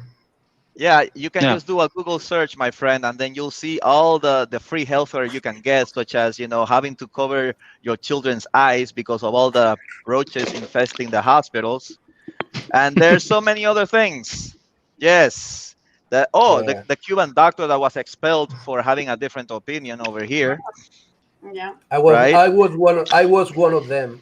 Yes. Oh, so Guys, I don't want to be the dictator here, but we are almost in 2 hours of broadcast, and for All right. the good Done. health of the broadcast, I want to keep us on 2 hours. So I want Good. to prepare each one of you Great. to have a final message not only for the people that are seeing us right now, but also who will see us after the show ends. And I want to hear what's your gasps and what you believe about this experience, and will you be ready to do the same but more focus in a concrete topic, perhaps even shorter, and even invite Mr. Try number 7, so perhaps he can give us. Can you invite them? Can you invite them in, please? It's Yeah, invited. He has a link. The same that you use. He had the link as you have, and he has to click it. All right. With So us. he doesn't want to enter. Okay, he doesn't want to enter and talk to us. All right. But let me go first. I have to go to church, guys. So please let me go first. This has been a Sure, great go. experience. Number one, I love you guys very much. And I want to say that definitely we're going to do more. Leo, great idea on the topics. I want to leave you guys with this. And that is on October 10th, I'm going to Washington, D.C. I'm going to be participating in a demonstration with Blexit, which is the black exit from the Democratic Party. So what Leo is saying is correct. You guys must, it's good to ally yourselves with people that share your politics, your vision, and that's what I'm doing here on the black side. I'm explaining to black people what happens with Cuba, but I'm also standing in solidarity, ironically, with them because they also want freedom. That community here suffers the same things that we suffer, that anthropological damage that we have, the patterns of behavior that we have. They also have it too, and it is because of the same reason, communism. To us, it happened in a dictatorship, but to them, it happened in freedom, in capitalism, but it happened in the 1930s with the Kremlin, Lenin, the Communist International penetrating the black community and turning it against the rest of America. Okay, so whenever you find, fellow travelers in this fight for freedom in your own respective cities and countries, please ally yourselves with them, share with them what is happening with Cuba, and then also share with the Cuban community, incorporate the Cuban community in the life of that country. Okay, that's my message. I love you guys, and I'll be watching you on the phone when I'm on love my you way to again. church. Love you guys. Bye, I'm gonna Ricky. learn French. No, people, don't Finally, move. I'm gonna do Duolingo so that I can follow you guys in Canada. Okay, bye bye guys. So people, we watch today in our platforms in Facebook and YouTube, Somos Más. You and also in Twitter, Somos Más Cuba. You can follow us there, and you can write me to send me recommendations. We wanna still with this idea or which concept or something like that, and all the ideas to make more programs like this will be welcome. Thanks. Thanks. Amazing. If we I want to say something. I want to say something, Alba. I think we can do this the same, but in French, the same, and but because we can do in French and English too. I don't speak English, but I understand. Ok, je parle un peu français aussi. Oh, Yeah. Good. Yeah. Good. I'll be happy to go there too. No, pero es necesario.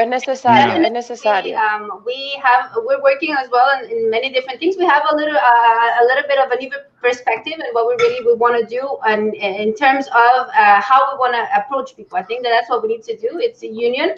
And I'm saying this in English. It's amazing. I would say I will share it on and on and on and on. We will try to also, like Fanny saying, we're working on the French aspect of it, doing a little bit as a news, como 15 minutes of reality by pictures and so on and so on, in Yes. English, in French, and then from there we'll open the lines and we say, come in. So definitely that's something that, I mean, you have what you guys have done almost with this, in bringing it in English.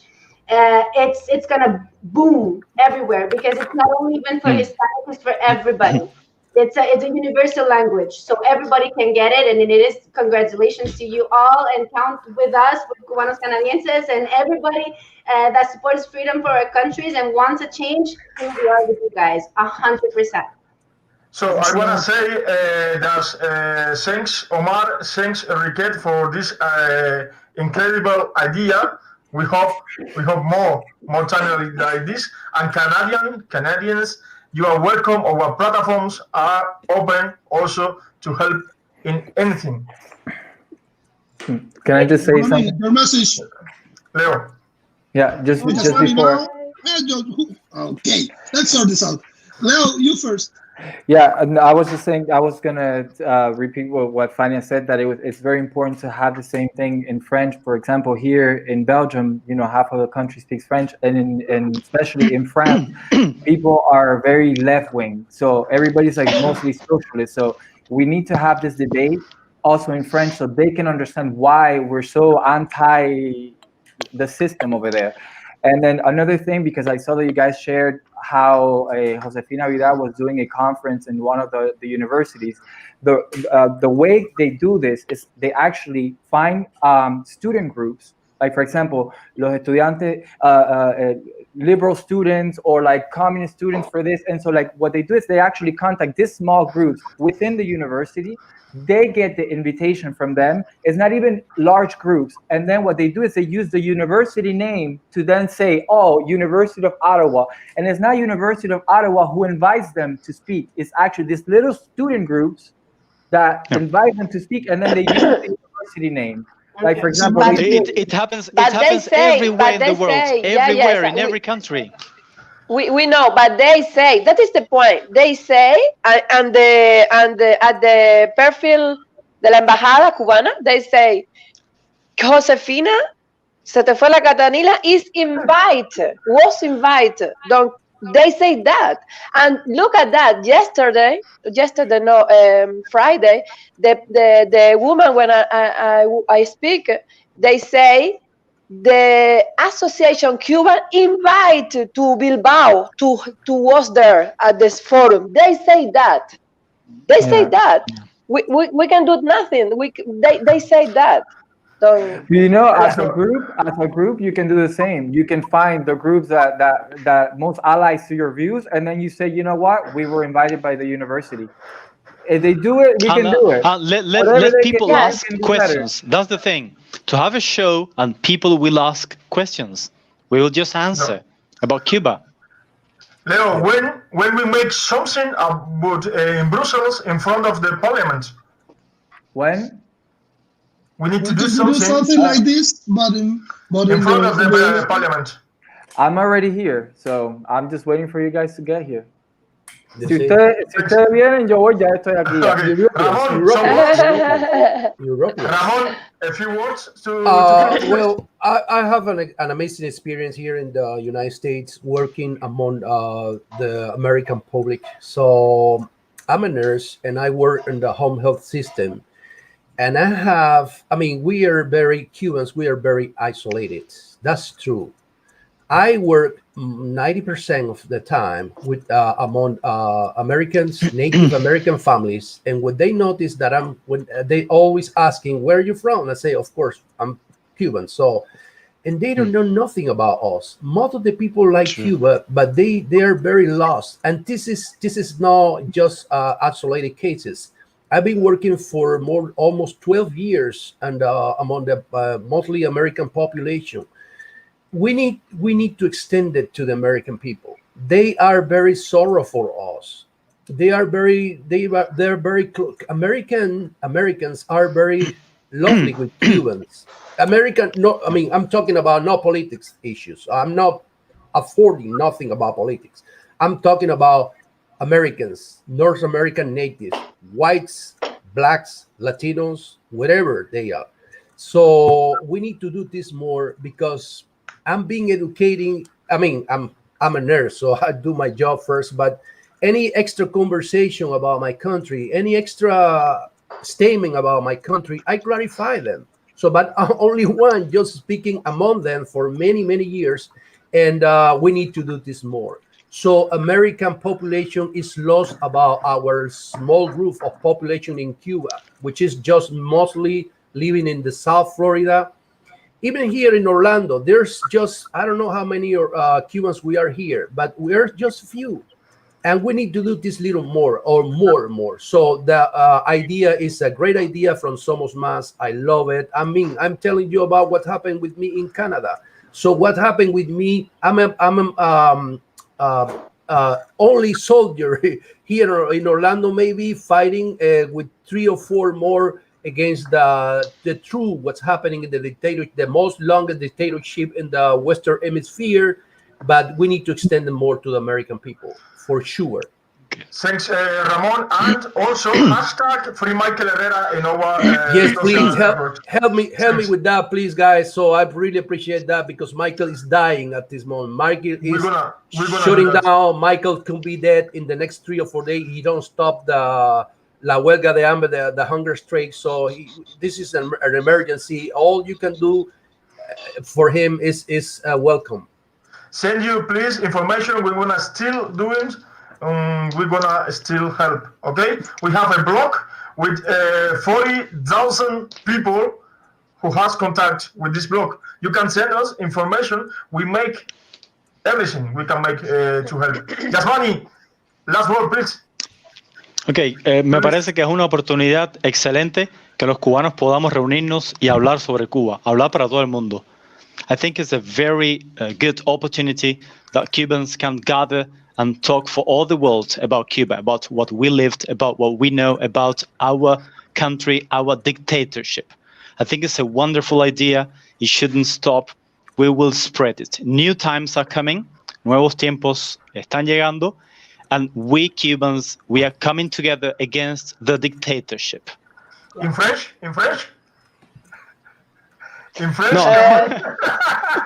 Je peux le dire en français, si vous voulez. Okay. Jasmine vient de Funny. dire que c'était une bonne idée, c'était une super idée de celle que vous venez d'avoir de parler en anglais. Nous, on va le faire en français. Parce que les personnes, le monde, tous les citoyens du monde, il faut qu'ils sachent la situation que vit le peuple cubain. Il faut parler de notre réalité, il faut parler de la vie qui souffre les Cubains dans l'île. Il faut enlever le voile de la dictature. Il faut enlever le voile de les personnes qui croient encore dans ce qu'ils disent les dictateurs. Il faut faire ça et pour ça, il faut parler et faire des conférences comme ça, des directs en live. Pour que toutes les personnes qui sont intéressées puissent le comprendre. Même dans la rue, si on trouve quelqu'un, on peut le parler comme ça, de le montrer la réalité. Ben, c'est ça. Donc, Auf Deutsch, Moment, auf Deutsch, Omar. Das ist eine gute Idee und für die Leute zu sagen, dieses live und wir müssen dieses machen in alle Sprachen, Deutsch, Englisch, Spanisch. Und die nächste Mal, wir müssen sehr viele mehr Leute zu dieses sagen. Schönen Tag und alles für heute. Dankeschön, everybody. Herzlich welcome. Thanks a lot. Until the next time. Leo. Antes de salir, mira, sorry, one of the really important things to do when we're thinking about speaking to other people is that we need to transcend our exile community, because a lot of the groups are doing politics for the exile community. We need to transcend that. And then the way and how we're going to transcend that is getting topics that, for example, are valuable in each country and then give the Cuban perspective on it. For example, right now in France, we have like the Gilets jaunes. So we can give the Cuban perspective on that movement. And so they feel enticed to come and talk about their experience, and then we can talk about our experience. But we need to be able to do that kind of work so it can be actually interesting for both sides to come together. So that's very important. Count on me, guys. Count on me. Yeah. Find me in Facebook. I'm willing to work with you guys. Somos Más. I love Somos Más. Me and I'm a friend with Eliezer, and I don't belong to Somos Más, but I'm there for you all guys. And you need me, just count on me, okay? Okay. So well, this is I don't belong either, but I everybody welcome here. This is Somos Más, Ramon. Is everybody welcome here? We are part of this movement. We are part of the human solidarity with the rest of the people, with the rest of the platforms, with the rest of the world. We are Somos Más. We still been with this concept. Ideas, please, to comunicaciones@somosmascuba.com. We still with programs like this. Thanks again. Gracias, Omar. Gracias, Riquet. Thanks, everybody. Bye-bye. Bye-bye. Bye. Thank you.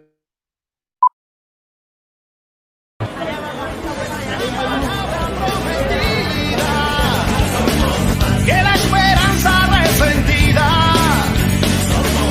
que la oración que busca el verbo, con tormentas y sus riesgos, entre cielo, tierra y mar.